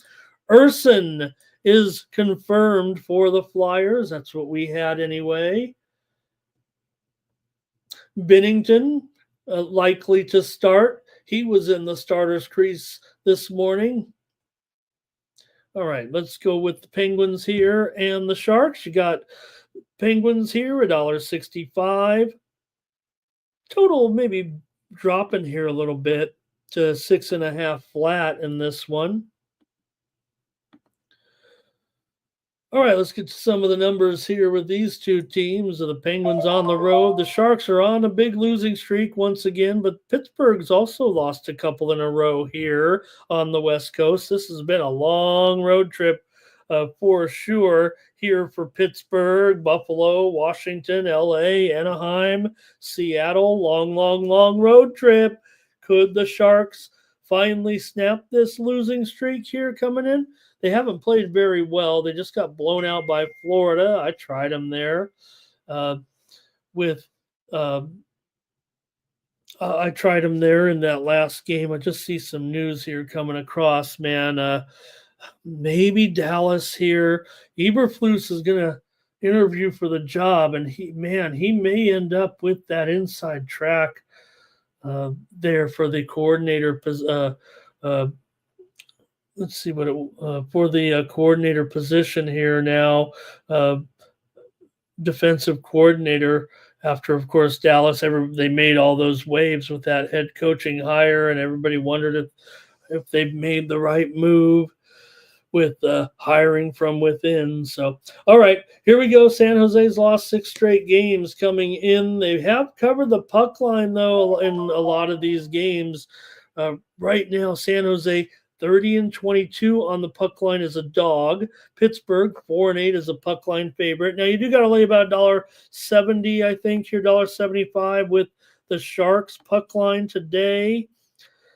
Let's see here. Yeah, $1.75. That's not great. This spread, it just isn't great. It feels like with this one, right? You got Pittsburgh either $1.70 or you have the Sharks plus 1.5 minus $1.70. You could take the Penguins maybe to blow these guys out right now, the way the Sharks are going. But still, the Penguins are a crummy road team. They cost you more than a third of a unit per game for sure. Meanwhile, even though San Jose has sucked, they're nearly a break-even opposition at home still this season. So let's see here what we can do in this one with Pittsburgh and San Jose. San Jose's gone over in 4 of their last 5 games here of late.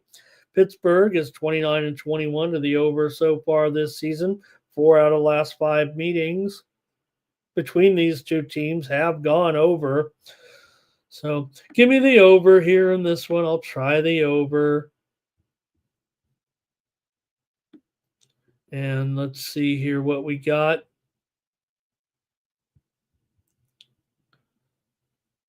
Sharks money line for Philly Eagle Flyer. Yeah, you know what? Maybe that should be I think I've already said the over. Darn, I kind of want to take the Sharks, but God, they look so bad in that last game, and I lost big time with them. I think it was on the puck line, but nonetheless, I still lost. Okay, I'm on the over there. Doesn't matter. I'm on the over. I said it. Cash gains on the over. And yeah, long trip, right, Andrew? That's what I was thinking. Maybe, just maybe. Look, they can't lose them all. And, or could they? They are the Sharks after all. Remember when the Sharks actually were decent many years ago?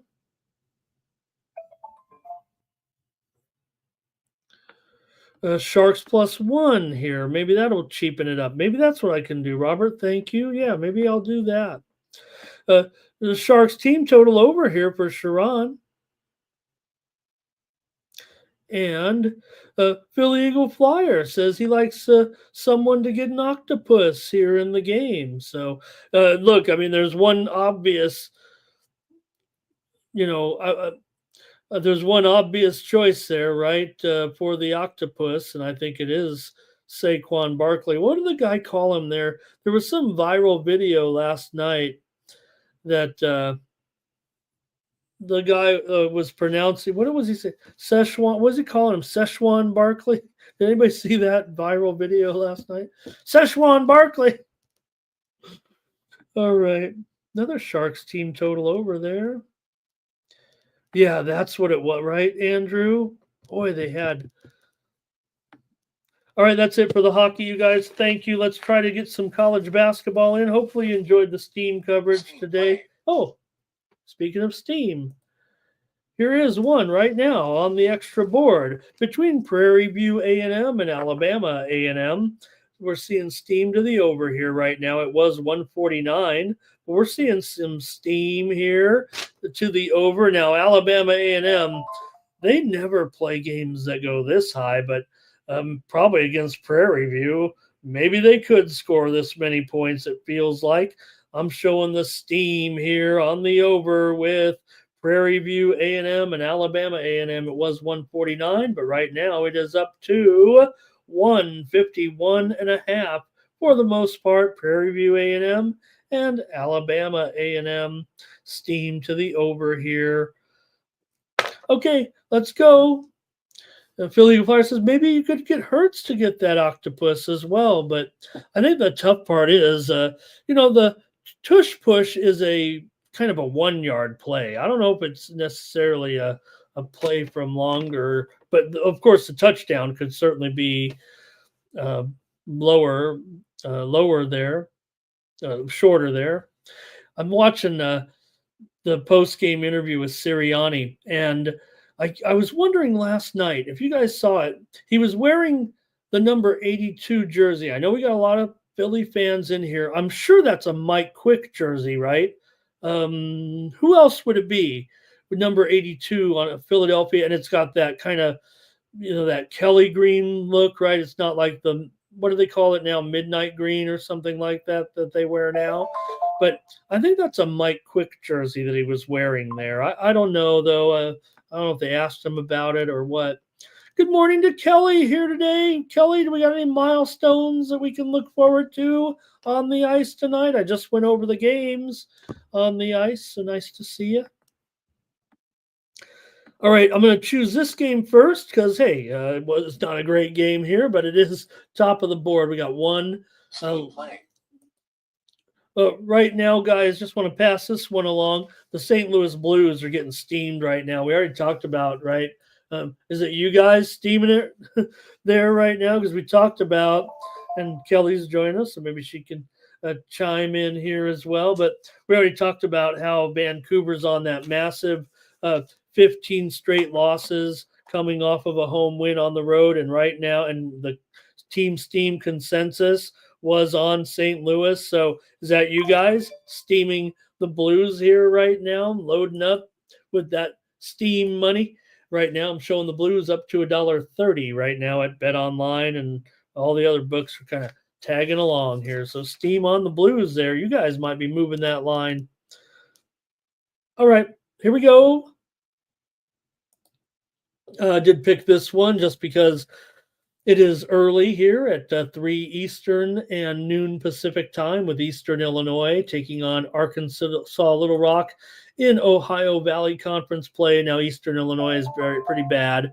They are 1-8 in conference play so far, so pretty bad season here for the for Eastern Illinois. For Eastern Illinois, they are the Panthers. For UALR here, they're coming in as an 11.5 point favorite, total 130.5 for sure here right now in this matchup. But definitely wanted to maybe cover a little bit of data with these two teams, considering it's a standalone game here on. I think it's got some TV, but let me see here.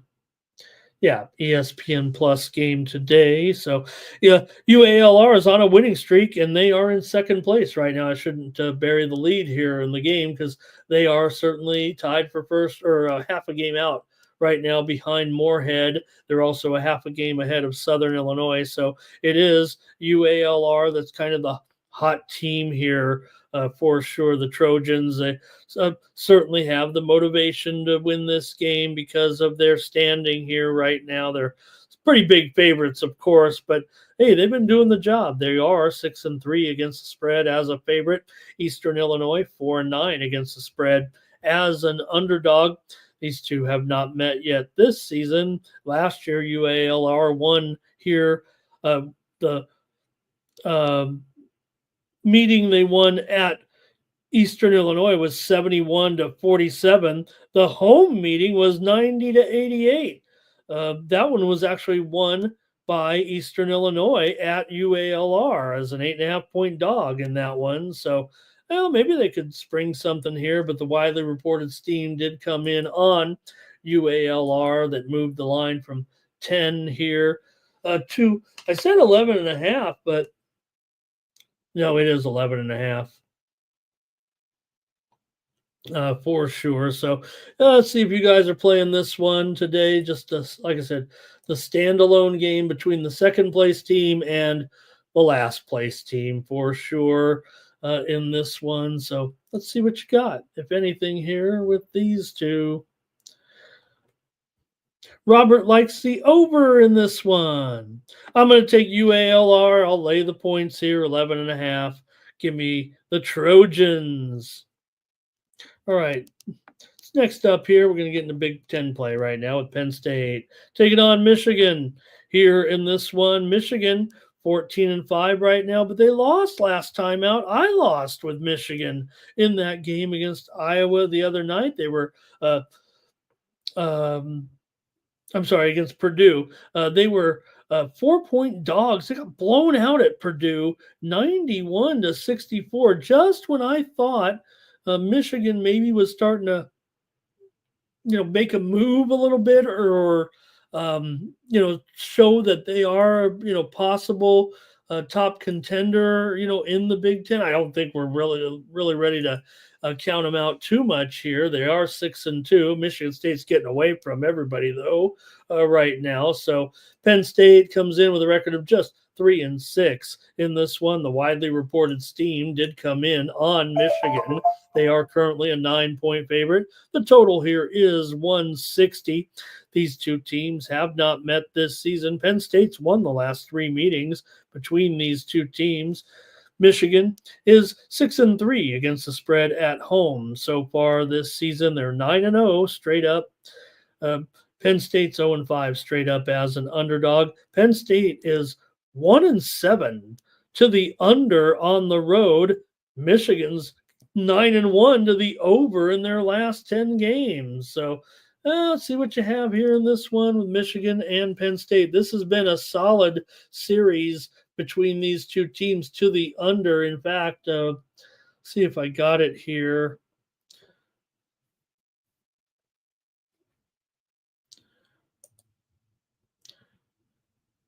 Let's see. Okay, here we go.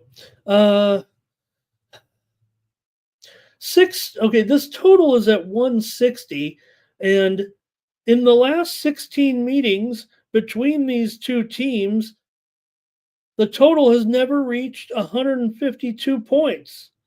Now, there's no doubt Michigan is going over big time here right now. Like I said, 9-1 to the over in their last 10. But consider Penn State 1-7 to the under on the road. So, there might be. I don't know. There might be something to that. See what you guys maybe think here in this one, but Penn State's also gone under in. Let's see here. I want to say, just the last two games. Okay. But they went under against Iowa, right? Which is difficult to do. There was only 151 points in the game at Iowa. So Penn State did a decent job there. They covered the spread in a 76-75 loss. They also went under in the game against Rutgers at home. All right, let's see what you guys have maybe in this one with Penn State and Michigan. Very interesting. Penn State's covered 7 of the last 8 meetings between these two teams coming in. All right, here we go. Over for Philly Eagle Flyer says, yeah, it was because of Quick. Did he say, well, I mean, other than, Mike Quick is a goddamn legend. We know that. Why wouldn't you wear his jersey? But I just wonder if there was something to that. All right, Cash Kane likes Michigan. Robert does like the under here. All right. Michigan has won 10 of the last 11 meetings at home against Penn State. And Michigan's been, certainly on a bit of a roll before.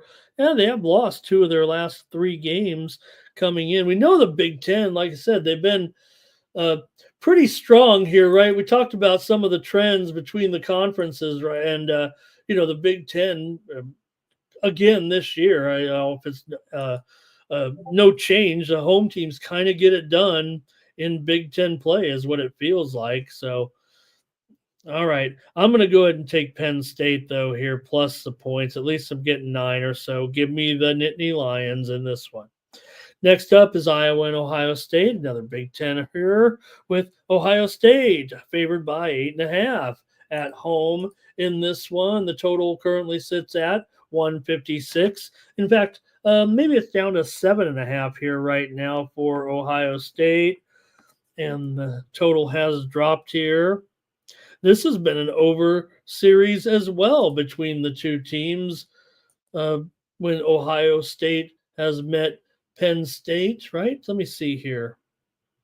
Oh, I'm sorry, under. 8 of the last 11 years here, these teams meeting in Columbus have gone under here when these two teams have hooked up. The widely reported steam did come in on the under as well in this game. Ohio State's covered 4 out of the last 5 meetings between these two teams overall. The total's gone over in 5 straight road games here for Iowa coming in. So, I mean, we know that they are an over team. It's just that maybe they're starting to slow down a little bit, but no doubt they've been one of the highest scoring teams in the country. We know that. So let's take a look here at Iowa, just 1-4 against the spread on the road. Meanwhile, Ohio State 11-8 against the spread overall this season. Iowa is 5-0 to the over as an underdog this season, 4-1 to the over on the road. So let's see if you guys like this matchup here with Iowa and Ohio State. Another one where we see kind of a long-term under for the most part with Ohio State at home. The total here at 156, and Ohio State in their last 9 home conference games have not scored over 154 points total. So I'm going to go with Ohio State, though. Let me see. Am I going with Ohio State? I think I am. I'll take Ohio State to blow out Iowa, getting a little discount here at 7.5 now, down from 8.5. So give me Ohio State to roll Iowa here tonight in Big Ten play. Cash Kane, though, likes Iowa. Robert does like that under. Next up is Texas Southern and Texas and Alabama A&M. This one's for Jermaine. Shout out Jermaine here. We got to cover at least, when I get to these games, what I do is I just try to pick the best game from some of these conferences here, right? And you got this one from the SWAC. You look at the current standings right now. Look, the Southern U leads at 6-0, but Texas Southern comes in 5-1. Alabama A&M, they haven't been great. They're 2-4 right now, but again, I think for right now, Texas Southern, this feels like the more important matchup. We mentioned Florida A&M, they're up against Jackson State. That's also another pretty good game here, but this is the one that I've selected at least for the show today with Alabama A&M. Just the spread is pretty close as well, while that Florida A&M game was a 9-point spread. So thought this would be a little bit more interesting to pick this one here with Alabama A&M favored by 2.5 now. We heard that steam come in there, right, on Alabama A&M. Was there some steam? Yeah, 2.5. And this total, I've just typed it in wrong. Let me see here. No, I have it totally wrong, right? What have I done wrong here, you guys? I typed in the matchup wrong is what it is. So here it is. I make a special game for Jermaine, and I've screwed it up totally. Okay. It's supposed to be the game between, it is supposed to be that one, between Jackson State and Florida A&M. What have I done here? All right, show's over. No, just kidding. I'm just going to type it on all over again. Okay, it's the Jackson State Florida A&M game is the one that I have written up here on my sheet. That looks like a matchup that isn't. I must have. Okay, so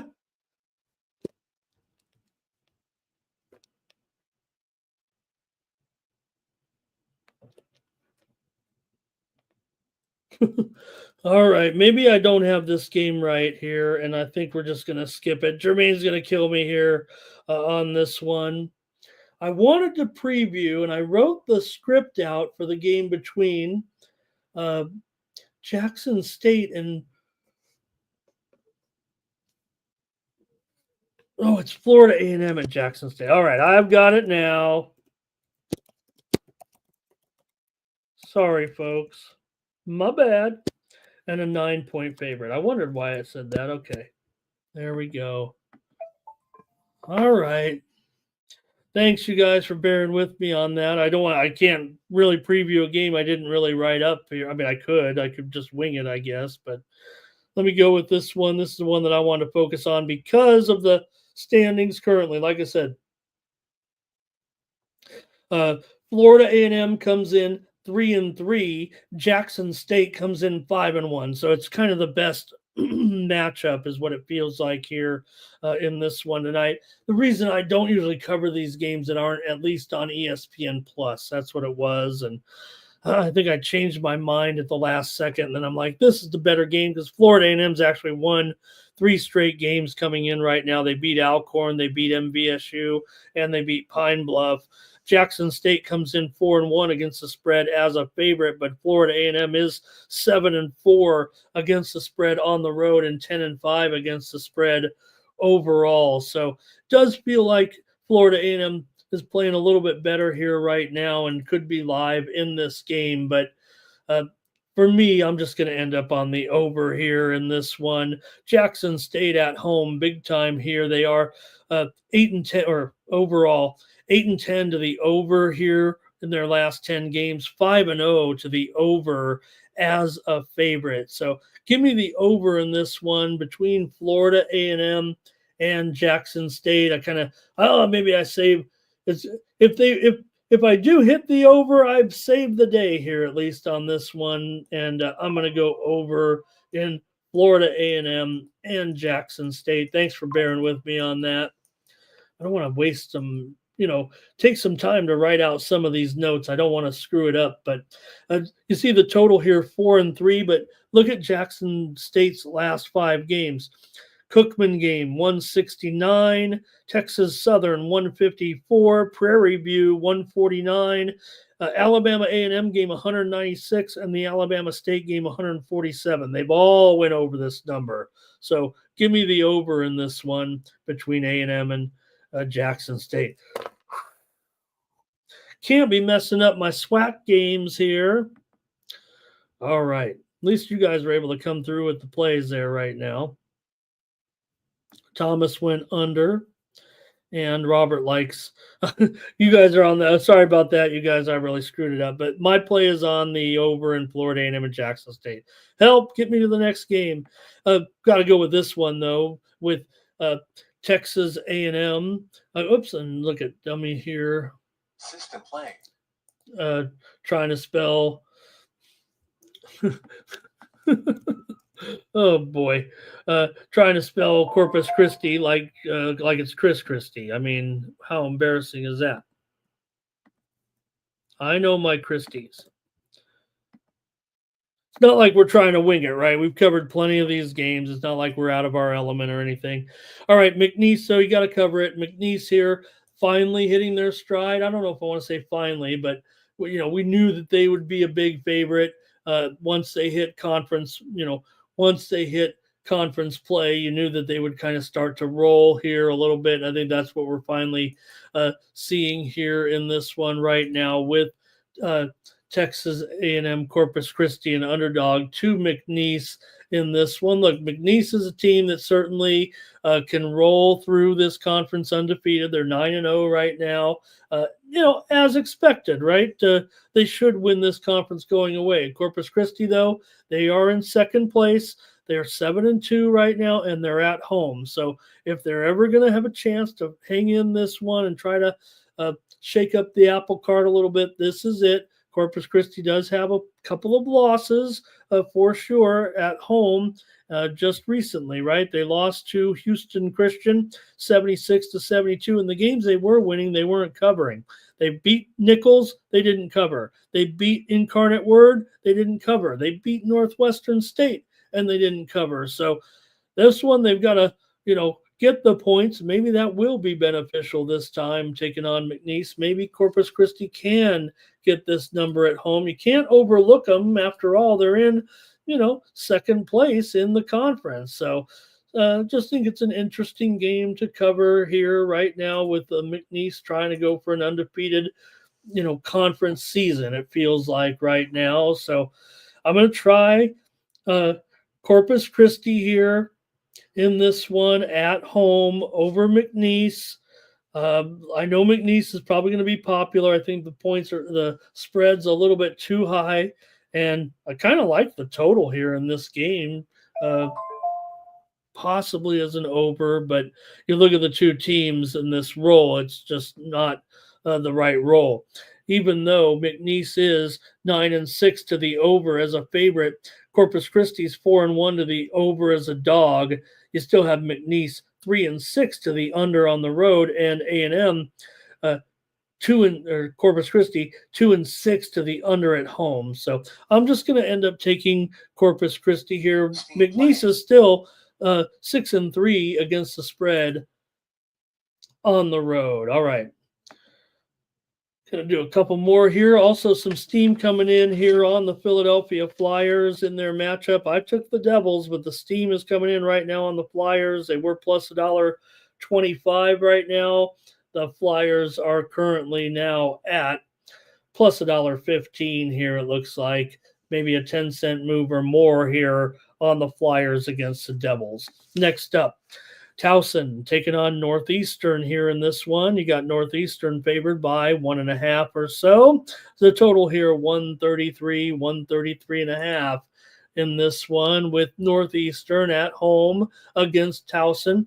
Towson has won 4 out of the last 5 meetings between these two teams coming in. Towson is on a pretty big winning streak here right now, no doubt, and they beat A&T and covered 14 last time out. They beat Stonehill by just 4 points, is a 13-point favorite. They beat up on Hofstra 65-60. They beat Drexel 93-82 as a 1.5-point dog, and they covered the meeting against Northeastern back on January 9th as a 5-point favorite. They won it 80-73. So pretty good run here right now for Northeastern as they come in here as a road dog. I'm sorry, as a home favorite to Towson right now. Northeastern's won 6 of their last 7 at home. They've covered 6 of the last 7 meetings between these two teams. So I'm going to end up here on the over in this game. Northeastern is 13-6 to the over this season, including 5-2-1 to the over at home. So I'm just going to take the over in this one. Towson has been a bit of an under call. They are 4-7 to the under on the road, but they've had a few overs here of late. The game against A&T went for 150 points last time out. So the Stonehill game didn't come close, but give me the over here with Towson and Northeastern at 133.5. Okay, and there's Robert coming in with those games. Thank you, Robert. There he goes. He's on McNeeson over. Cash Kane to Corpus Christi. And I think here, Towson Northeastern, I think Robert's on the over. UCLA is at USC tonight at Galen Pavilion, at Galen Hall. UCLA coming in with a 3-game winning streak. Get them back home a little bit or get them at least on the West Coast. They're looking a lot better. They won but did not cover against Washington last time out. For USC, they did beat Nebraska on the road 78-73. We had USC in that game against Nebraska. For the Trojans here, they are 9-4 straight up at home this season, 9-2 straight up as a favorite. UCLA 2-3 straight up on the road, 2-5 against the spread on the road for UCLA. These two teams have not met yet this season. Last year, they split the 2 meetings with the road team winning each time. The meeting here at USC was 65-50 in favor of the Bruins in a low-scoring game.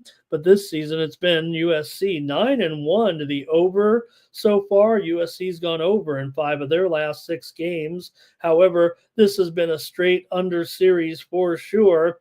7 of the last 8 meetings here at Galen have gone under, and 9 of the last 11 meetings overall have gone under. And when you're talking about, I don't know, rivalries or familiar opponents here, it feels like that kind of what takes over a little bit.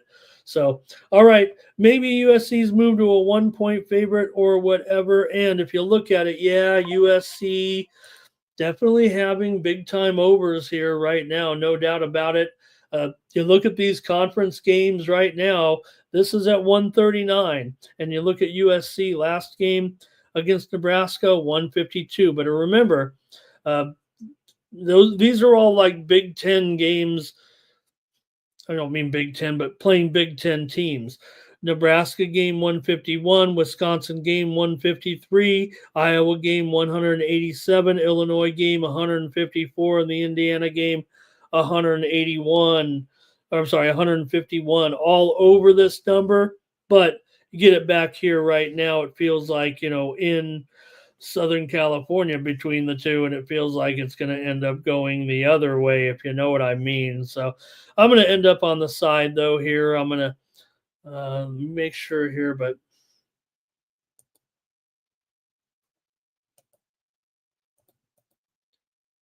all right. Oops.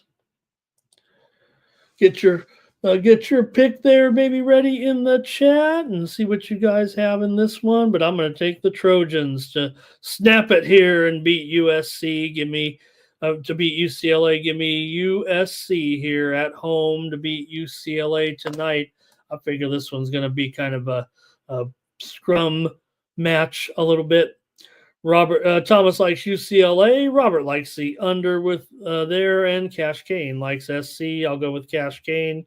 Give me SC in this one. One more, and the show's over. Get ready for the drawing. You spent 2.5 hours with me, and we still got 60 of you in here. Really honored that you listen to me sing and rap and dance and lose my voice every morning here. Iowa State on the road against U of A. The Iowa State Cyclones coming in, the third ranked team in the country here right now. The steam came in on Arizona. Make no mistake, this one was Iowa State favored by one, or let me see here. Let me get it right.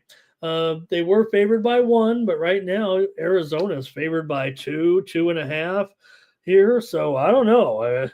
Feels a little weird that the action here coming in on Arizona against these powerful Cyclones that seem to be taking all comers and knocking them off here at this point. Now, we do, let's see here, have Iowa State winning 2 straight after that loss to uh, West Virginia. They did bounce back to beat up on Central Florida, and they beat ASU in impressive fashion on the road. Now, yeah, they're playing the Wildcats. I get that.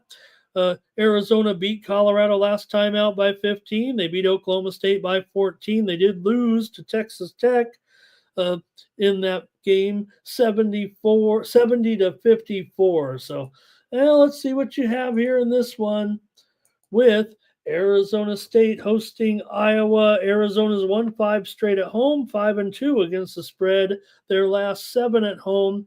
Iowa State's only been an underdog twice, and they covered the spread in both those games. Although one of their 2 losses was as an underdog. Let's go to the chat here. Iowa State's 6-1, their last 7 on the road, 4-1 against the spread, their last 5 on the road here. Iowa State also 2-0 as an underdog to the over. And let's see what you got in this one. Good game, big game here tonight. We've got Thomas is on Iowa State. And Robert here, he likes the over in this one. Steam play. A little bit of steam here real quick to send you out of here, and I'll make the pick. Probably with me screwing around and couldn't figure out that last game and ended up on the over. The steam is coming in on the under in that matchup between Florida A&M and Jackson State. They probably figured I didn't know what I was talking about. I couldn't even figure out who was playing where. And so they said, how can this guy be right? Let's just fade him and take the under. I took the over in Florida A&M and Jackson State, but the steam is on the under here right now. I'm seeing this one moving lower here to 142 at Bet Online, juice to the under right now in that one. All right, I'm going to be with Thomas here. I can't pass up Iowa State here at a pick at getting 2 points. I kind of want to go premium, but just not sure of the total. Give me Iowa State. I'll, if Arizona doesn't, more power to them right now. Iowa State's absolutely insane. Okay, here we go. Thomas says we got 2 teams only here in our consensus today. That's okay. We're going to do the drawing. Let me put the commercial up. You can get my best plays here at winnable.com/Ramon. Get my picks for today for just $4 for all 3 college basketball, NBA, NHL, and you can subscribe for $8 a week or $19.95 a month. This is how you support me here on the channel. I'll keep coming back and doing this show as long as we got some subscribers. If everyone stops subscribing, I'll probably stop doing the show. So I'm not threatening you, but please consider supporting me here on the channel. Oh, there we go. Let me bring it up here. We got the contest ready to go. And I'll get ready here. Here we go. All right. Don't forget, there's that address, and then save 20% using the promo code STEAM. All right, someone's going to hit a two-teamer here, and hopefully we get at least 500 views or so we can at least pay out a two-teamer. 31 of you commented. Here we go. Rye Cape, Nicholas, AOD, Thomas, Kelly, Robert, Joe T, Andrew, Damon, Thomas Bird, AOD, R. Thompson, and Elwin Cueto. Hey, Yulin Cueto, I'm sorry about that. Hey, Yulin, why don't you make sure you have your Venmo, Cash App, PayPal, whatever to get you that two-teamer. Probably won't be a big payout if we hit it, but man, we haven't hit too many. So we got a two-teamer here tonight. Maybe Yulin can hit it here if we get, 200. I guess if we get 200 views, you'll win $5. If we get 400 views, you'll win $10. We've been averaging 300 views, so maybe it'll be $7.50. Who knows? Hopefully you'll accept it graciously. I wish I could make it more, but until we blow up the show and start getting 1,000 viewers, we're just going to go at it like this. And maybe one day I'll be famous on YouTube for making sports picks. Want to shout out, he won't be hearing this, but I couldn't believe that Wes Reynolds didn't have his contract renewed at VSiN. This guy's an OG. We were talking on X before VSiN. We were social media, about buddies, but I always talk to Wes a little bit on social media, and man, I can't believe now, maybe he just got bigger contract or whatever, but that really surprised me that VSiN, they're kind of, I still like them. But all right, that's it for the morning steam. Thank you for joining me. Be back tomorrow, 9 a.m. Eastern, 6 Pacific, with sports betting analysis from yours truly here. I got one tennis match left to watch. I got some soccer coming on as well, and maybe I'll grab a couple of hours of sleep before the afternoon card to get the plays out here. We'll have a late card, of course, so please subscribe, and I'll send those plays out probably anywhere from 30 minutes to 2 hours before the first tip or puck drop. And you can catch me here tomorrow, 9 a.m. Eastern, 6 Pacific, with more morning steam. And don't forget to check out Mikey Money here at 6 p.m. Eastern, 3 Pacific, with pre-gaming. He'll get you ready for the primetime action tonight, including that big NBA card. So thank you, everybody in the chat, for a great show. I really did appreciate it. And make sure you like, subscribe, follow me on X. Make sure you get those plays. You guys really, really, really, really, really would appreciate your support to those subscriptions, man. Keeps me coming back. Mikey's going to put me on the payroll one day when we get real big. But until then, I do rely on your support to help me get up every day in the morning. You guys are the one that motivate me to wake up at, 3 in the morning basically every day to try to get a show together and talk sports betting with you. So I appreciate everybody showing up and hanging out. But, I'm trying to pay myself a little bit for the show. This is the morning steam is my job. And you guys are helping me do the job. So that's how you guys can pay me if you like. And look, if you have a bad run, if you don't like Ramon, I want to stay with you. The picks were crummy this week, whatever, I'll extend you. No big deal. Just get signed up with me over there. I'd really appreciate it. All right.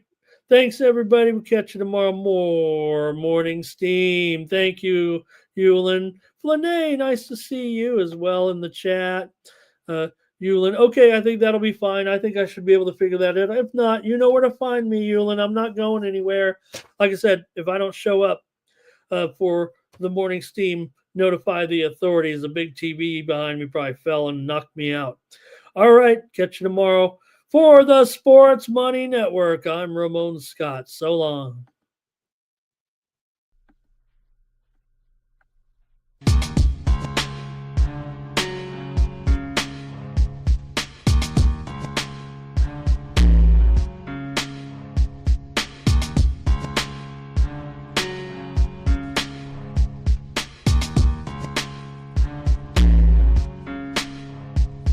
There's a war going on, the books can't escape from the team called the morning running steam, it's time to break one for cover. That's gonna cover, that's gonna cash. Then we make the 100-yard dash to the window. I don't know what you thought.